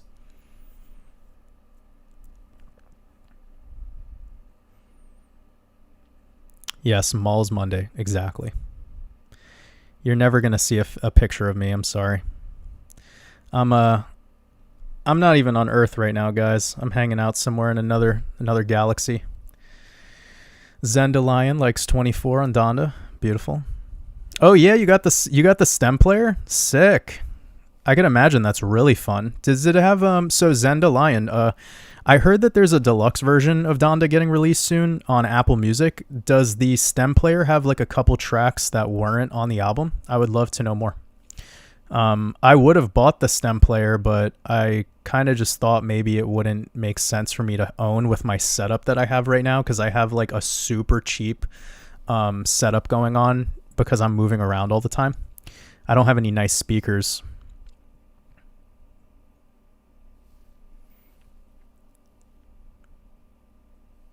So Gmail isn't necessarily not safe. If you have a Gmail account, you could add two-factor authentication to it, and you could also have a very nice long password that you don't save on the keychain, and you're fine. Like, I use a Gmail password. I use a Gmail account for a lot of my businesses, a lot of the things that I do. I'm just saying, when you get into using cryptocurrency, it's better to go with Proton Mail because A, it's free, and B, it's encrypted. So, and C, there's way less Proton Mail accounts out there. So if you make one if you're going to get into crypto, make a Proton Mail account. That's just my words of wisdom. I believe it's safer, or it's a little bit more safe than Gmail. So okay, thank you for sending this. I'll answer now. I feel as though I'm an obscurial spiritually, like I know my divine incarnation purpose, but I feel as though I'm restricted to certain rules of the game, forced to continue waiting. So pretend, time is absolutely an illusion. And if you think that you're waiting, then you're essentially manifesting that sort of, you're manifesting that. So I think that it's important that you remember your words are spells, and the things that you speak into this reality, whether they're with your voice or with what you're typing to me, especially if you're typing them to me, because I'm going to be able to take your words and add even more value, even more power to them in the event that I am now speaking to 600, 700 people. You know what I'm saying? Or I'm speaking to 20,000 people ultimately. So here's where it is, right? We always need to practice what we're speaking. That's huge. And the spirit realm is maybe parallel, it's parallel to this physical deal that we're kind of forced into at this time for whatever reason. We chose this. And whatever your purpose is, you're going to be able to achieve it by not creating any barriers. So if you use the word restricted, that's a huge barrier, right? So I would say, let's start with that. Let's start with this word, waiting and restricted, and just get them out of your vocabulary starting today. Remember I said that. And when you wake up tomorrow, you absolutely want to get to the mirror, and the first thing you say is, I could do anything I want to do. Make that your phone background. Like literally type a note on your phone that says, I could do anything I want to do. Make it your phone background. And every single time you open up that black box, you're going to see the truth. It's the truth. Okay? So Gabrielle Sixto with the $5 super chat says, I think you missed my super chat too. Damn, I'm dropping the ball today. I'm sorry. Says, my question was how I can manifest abundance. I'm very sorry. I just use YouTube for this channel. Wow. Really? You're only using YouTube for my channel? Come on. Don't pull my leg. Well, okay. I believe I answered a question very similarly to this, though. You know, manifestation is about... Whoop, whoop. Let me get back there to this. Yeah, there we go. Okay. Manifestation is more about what you allow. That is what it is. You have to allow what comes to your reality. Like, you have to be able to just... And that's why I use this idea that love is allowing, right? When you love someone truly, you allow them to be who they are. And through allowing, your manifestation is very simple, actually, in this regard. Like, I think I've oversimplified it in a sense, but it is that simple. It's like anything in life that's true or profound. It's simple. So if you want to manifest abundance, you need to remove the detours. You need to remove these stop signs. You need to remove all these traffic lights, because that shit doesn't exist. Time is not going to get in your way if you want something, right? Now, what you need to check in with yourself is, does the thing you want to manifest actually have value and utility for where you are at right now? And if you were to receive this abundance, what will you do with it, right? Because I believe that sometimes a lot of people like want to step into the realm of, you know, manifesting and trying out this manifestation shit. But then once they're given the power, they don't know what to do with it. And it's like hot potato. They're like, oh shit, I wasn't ready for that. And like, I've exposed this about myself too, many times. I'm very good at making whatever I want happen in my reality. And sometimes I'm not ready to catch up. Like, I haven't caught up with it. And that's hard, right? Like, it's hard when you're a powerful being. It's hard when you can make whatever you want happen in this matrix. So being a king, being a master, being a ruler, whatever that high position is, being chief, it's not fun. Like, it feels important, but it's not fun.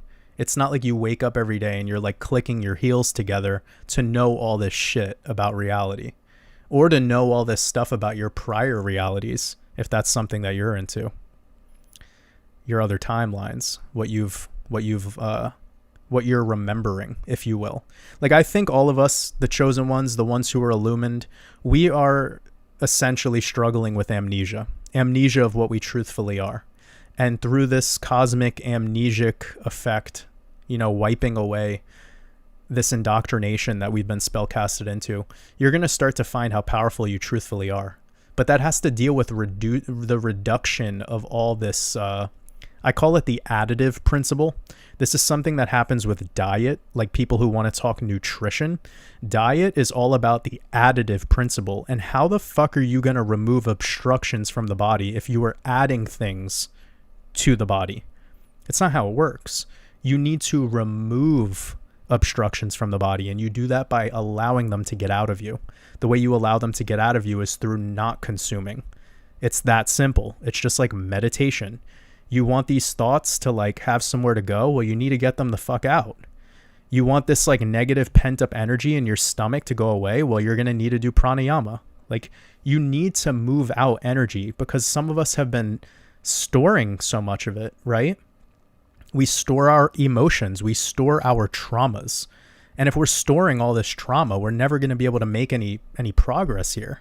So that's a whole other discussion.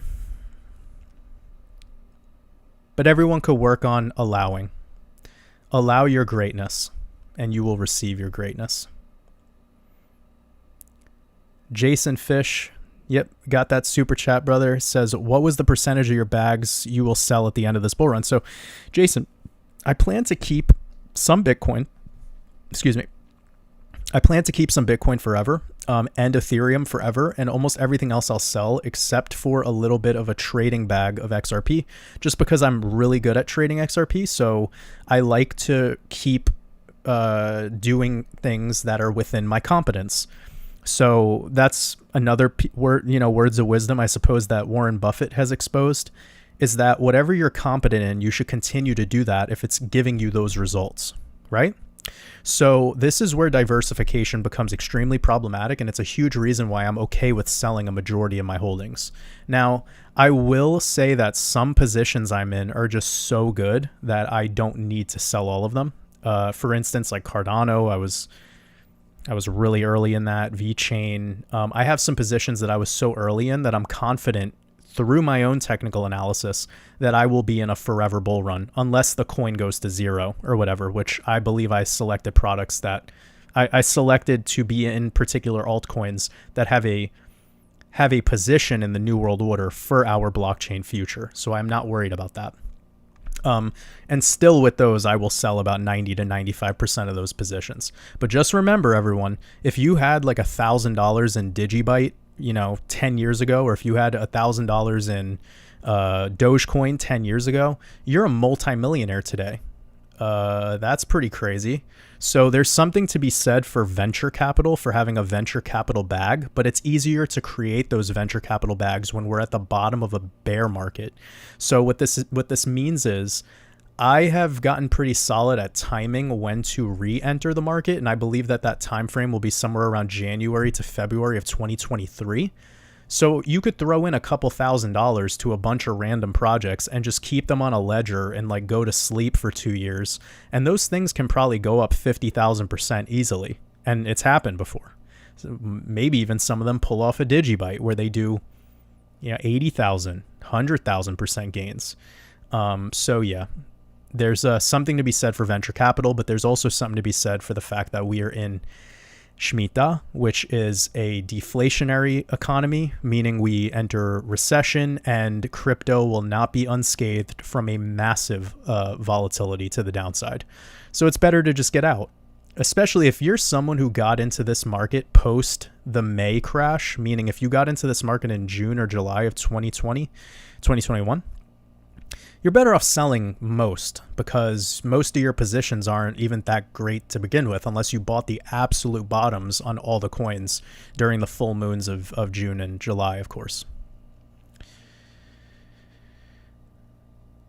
So East, it's okay to drink other fluids when you're fasting. Just remember, if you're going to include tea, which could have some oxalates, or if you're going to be including coffee, you want to be keeping those black. Coffee is actually really good for stimulating the digestive system. And that could be very helpful for fasting, right? Because with fasting, you're trying to remove obstructions. So if you can move anything out of the bowels, anything that's been any obstructions in the intestines, coffee would help with that. So it's actually kind of solid. It's a smart move to add coffee during a fast. You just don't want to be doing a ton of it. As long as it's black, of course. And it won't stimulate. It doesn't have enough carbohydrate in it to stimulate you out of a ketosis state. But I would rather just keep it with water or dry fasting, because the only true fasts that exist, and I know this is a little hard to hear, but there's only two true fasts, and it's a dry fast or a urine fast. So if you're doing neither of those, you're sort of just doing a very modified fast, even if it's with water. But like I said earlier, I've tried about 10 trials of this like 3 to 4 day fast that I did, where it's very weird, very manipulated, but I did it effectively to move lymph out of the body, and I achieved that. So It's like all things, you know, when you start to practice it more, you learn little tips and tricks to be able to cheat the system. It's pretty interesting. I'm always learning more about my own experiences through fasting. So, yeah, Wim Hof method is absolutely incredible. Lou Villa, thank you, brother. Wow, $100 super chat. Shit.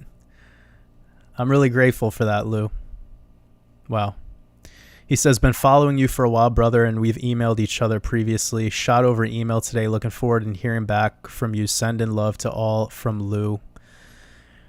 Of course, brother. I'll definitely be checking those emails maybe before I head to bed tonight. Thank you so much for your generous support.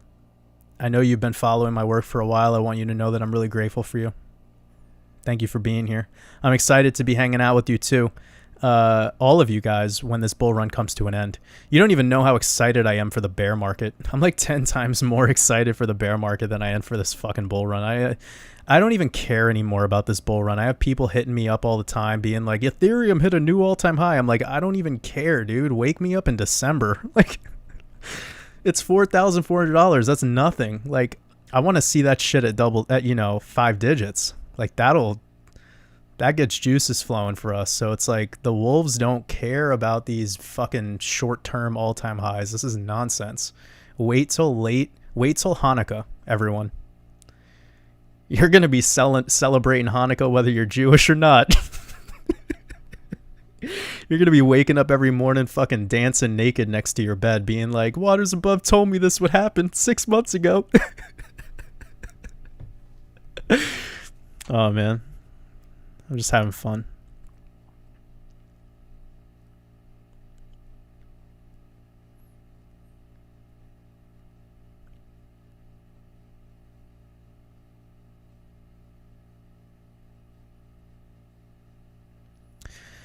So Rama G, second super chat. Thank you. I appreciate that. It says, will be a great idea for interested wolves to do a juice fast led by you with intentions to free ourselves forever while we convert to fiat. Hell yeah. Let's definitely do fasts together. If you guys are into that, I would definitely love to. Just remember though, everyone's on their own journey with fasting, Rama. Like some people, if they're overweight, and like, I'm not saying this to be negative. It's just, if you're overweight, if you have excessive fat accumulation, especially around your midsection, then fasting is going to be pretty rough for you. You're going to have to do it in a different way than perhaps I could. I could just wake up tomorrow and do a 48-hour dry fast if I wanted to. I've prepared myself for that. It's like all things in life. You have to practice and build up the skill. So, yeah. But other than that, I think it'd be really beautiful. One of the leaders in the Trading Wolves Patreon, Keon, much love to you, brother, if you're listening. But yeah, he's really into fasting too. So me and him have a lot of words of wisdom to share with maybe motivation behind keeping people in fasts, because that's really important too. It's just like keeping people from doing bad, stupid shit in a bull run. You could help each other by motivating through workouts or through, mushroom trip or like any of that. I would love for this community to start like getting there. You know what I'm saying? That'd be really dope. So yeah, let's do some community fasts together in December and January. I will be regardless. So it would be easy for me to let you guys know. So AM says, thoughts on cannabis. Well, I don't smoke. I don't agree. I don't think that smoking is good for the body at all. It fucks up your lungs. But cannabis itself, if you have an organic, like natural source for it, meaning you're not just getting it in little chocolates that are like, super GMO, like nonsense. That shit's just like eating candy, like sure, it could help you get there in regards to like quote unquote being high, but you can be high on your own supply if you do it right. You do the Wim Hof method and you could get fucking high as fuck. So, I mean, if you want to waste all your money on buying all these expensive candies, then go for it. But when it comes to cannabis, I would rather it be created into some sort of an oil, like coconut oil. So like decarboxylated and then turned into an oil at a really low heat. That way it could have the effect and you could cook with it. And that would be a way better way to consume. But smoking is going to damage your body. And if you damage your lungs, you're basically damaging your body's trees, and no point of deforesting the godliness of yourself. So Dawn says, will we hear some of your music, Jordan? Yeah, I think in 2022 I'll be sharing some of my music for sure. Oh, that's dope. You were listening to Donda too. Yeah, that album's so good, man. That like fourth song, trying to remember. Oh my goodness. That's like Kanye's greatest verse. Let me look it up real quick. I can't play it because my shit will get taken down. Also Moon with Kid Cudi. That's, yeah, Off the Grid. That's the one. Off the Grid, where Kanye just goes in on that, man. I was not expecting him to have those bars. All right. See some people laughing. I'm not sure what I said. Let me scroll up a little more. Okay, I got a super chat from Bash123. Says, really appreciate you, Waters. Just wanted to say thanks and hello. I appreciate you. Thank you. That means a lot to me. I'm sending you love. Accept it. You're going to feel much better. So DC says, how do you know the lymph was removed? You could see it in your urine. So if you use the bathroom and it's clear and it has nothing floating in it whatsoever, then you're not, your lymphatic system is clogged and it needs to be drained somehow. Every time you urinate, you should be seeing, it should look cloudy. So that's how you know. That's the way that you'd be able to tell. It's basically excessive mucus in the body is getting out, and that means you're detoxifying. It's one of the signs of detoxification. And if you're on a fast and you're actively seeing this every time you're urinating, that means that you've kicked in, you've kicked into fast mode. And a lot of people, the way it works is they don't see this kick in until after they've broke their fast and they've added in normal food. What the normal food is doing is it's activating the body, and it's kind of like triggering to yourself, like, oh shit, they're going back to normal now. So it flushes you. It's a little like cheat code. Something I'm working on developing more, like a full-blown protocol. Try it in myself, and then I'll share my findings.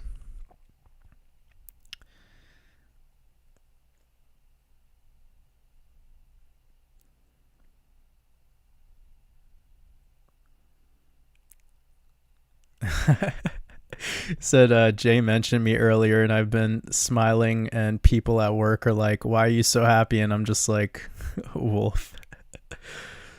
Oh man, I love that.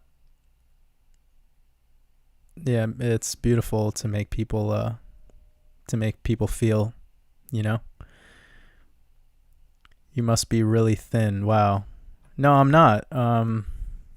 My body structure is just naturally kind of like, I have broad shoulders and a very skinny waist, and I've always had very like I've always practiced like sports a lot. I've always been super active. I always hike. So no, I'm not super skinny. I'm just normal. I'm a normal guy.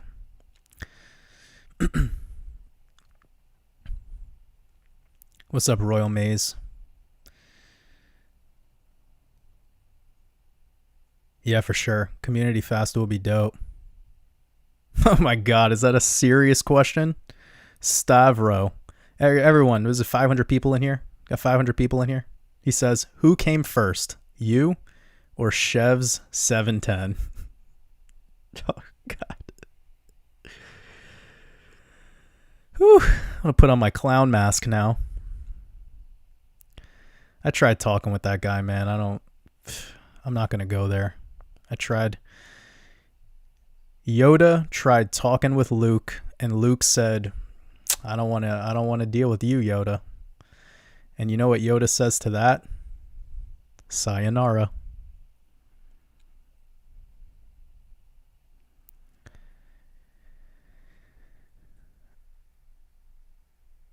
Yeah, you could do a lymphatic massage too on your around your neck and behind your ears, basically at the base of your skull. That works very, very well as well if you're somebody who's congested. I've had people say that to me before. They're like, some of your videos, you're congested. What's going on? It's like, do you understand how much I talk?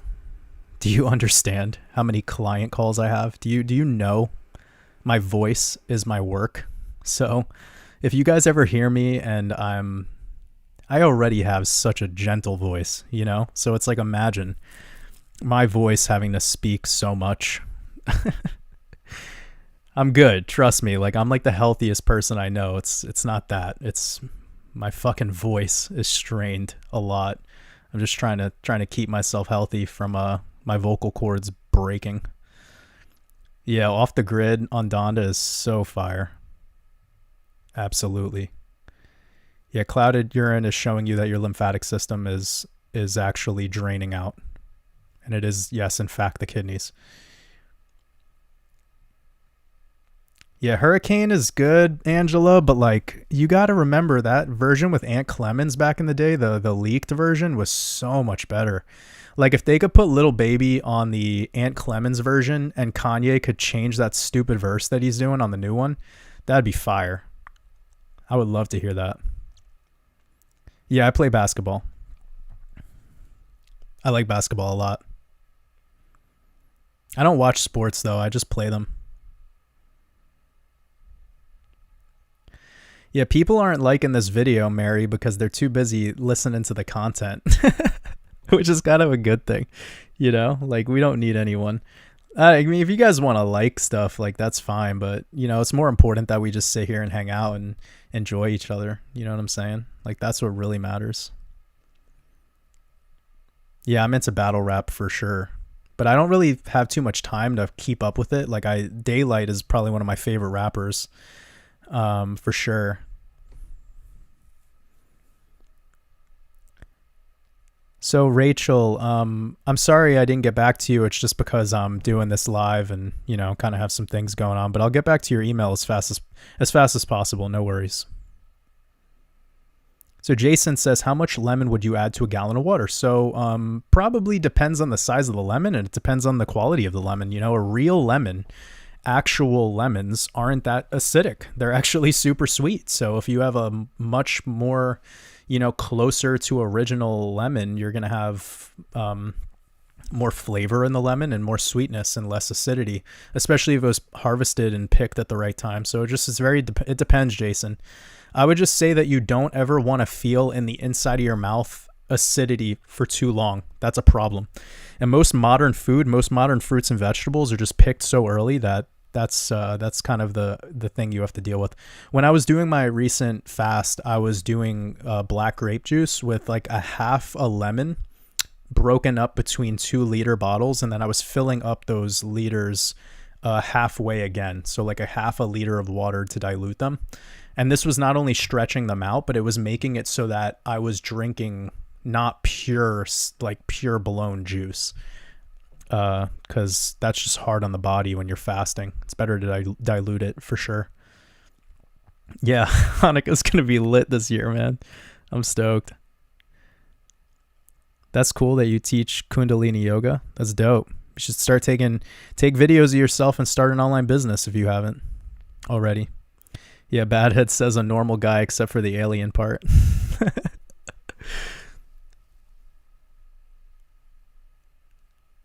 Yeah, James, you found your tribe, brother. It's all good.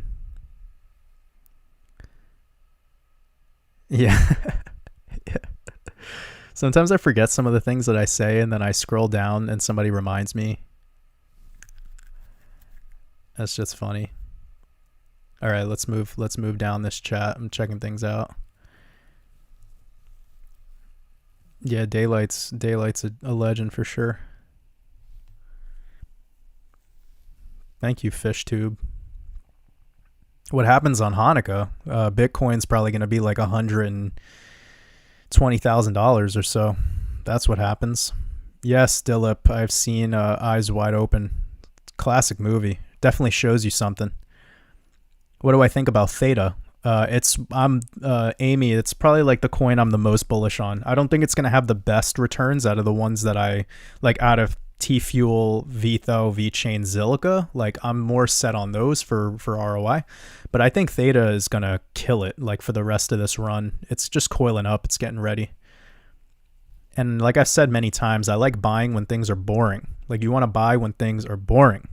And because my community knows about Wyckoff method, we could have used Wyckoff method on Theta and been able to map this out, you know, almost perfectly. No, I don't think inflation is going to extend the bull run. That's not how it works.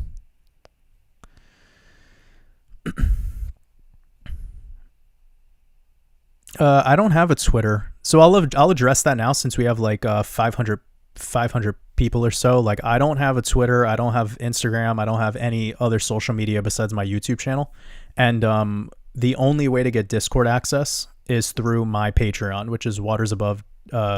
It's patreon.com/WatersAbove. So if you're seeing anything that isn't going through those funnels, then it's not me. And if you're in the comments section of my videos, that's not me. If people are asking for like your WhatsApp and shit like that, I don't have WhatsApp. I don't contact people that way. I have my own email account, and you could contact me through that email. All right, what's going on? I'm gonna miss out. Yeah, our Discord's private, and the reason our Discord is private is because I knew this channel was going to blow up, and I didn't want to have parasites joining. So it's very intentionally done that way, and it's super affordable. I mean, like, for even the 4 red pill episodes, which I've been making like over an hour long every week, going over like very comprehensive philosophy on the market week by week, including cryptos that I don't go over in my YouTube videos. Just that alone is probably enough value. So it's worth it.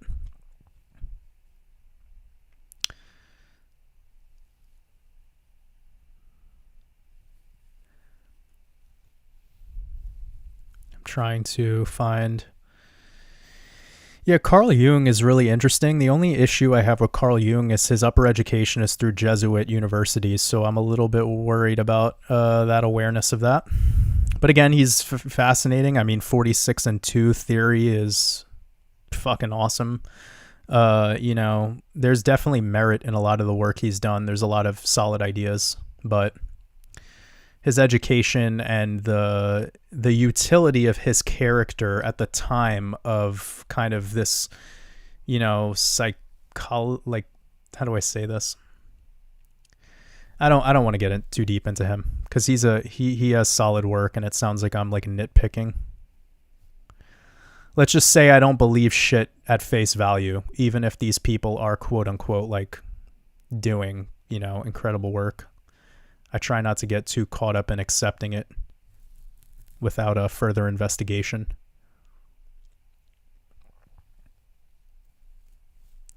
Yeah, I think the real estate market will start to collapse or decouple in this 2022 into 2023 year, for sure.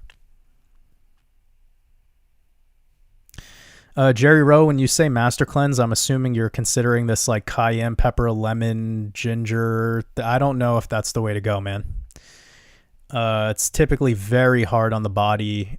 Fasts are all about learning something that you could do for the long term. And hitting your body with a bunch of like cayenne and no, it's just not the way I would do it. I want my body to love what I'm doing to it. That's why these like parasite cleanses, it's like they're really not the greatest way to go about it, because sure, you're like, the logic here is that the parasites won't like to eat that because you don't, but it like also at the same time, it's like, is that really how you think it works? Like, because that's not how it works. It's not about the thing you put in the body. It's about the environment of the body, right? So the environment being a dark, moist, kind of warm temperatured place, that is where the parasites are feeding off of typically the carnivorous choices that people are making, because that food takes the longest to digest. So if you have something in your body that takes 3 days to digest in a warm, dark environment, it's going to start to literally rot. So even though you've cooked it and you've did all that, doesn't matter. That's what the problem is here. You need to stop consuming foods that are creating that environment. You could do all the fucking parasite cleanses in the world. You could drink wormwood, and it's not going to do anything if you keep consuming foods that can't fully digest inside of the human organism. Stephen Ulrich says, I almost missed the Friday epic live stream. Sending love and high vibrations. Cheers to last Friday of November. Hell yeah. I appreciate you, Stephen. Much love. Yeah, this bull run isn't going to get extended. I bet you, though, like the bigger channels are going to be pushing that idea for sure. Extended cycle. Come on. I mean, but if they want to extend it, then whatever. I don't care, man. Take what the market gives you. Yeah, Kendrick Lamar is absolutely talented. But he's clearly with the club, you know. One of his song with Rihanna, he literally starts off his verse saying, "It's a secret society, and all we ask for is trust." Gotta love him for that, though. He's transparent, and all this work he's doing with Baby Keem, it's like, come on, man. Anyways, they're all talented. I can't knock them for what they do because they could do something that I can't, which is rap.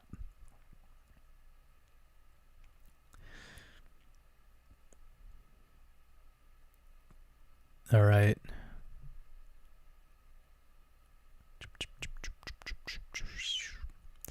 I think it's time, everyone. It is 7 p.m. Oh my goodness. Did I go that? No way.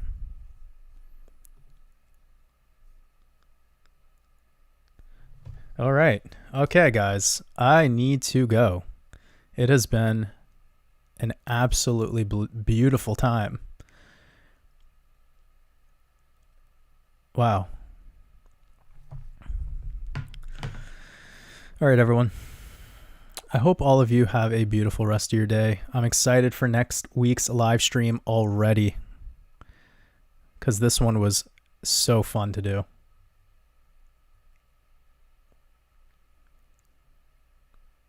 Thanks, Jack. I will enjoy my dinner. All right, everyone. Have a beautiful rest of your afternoon or your morning if you're over there in Australia, New Zealand. I appreciate all of you.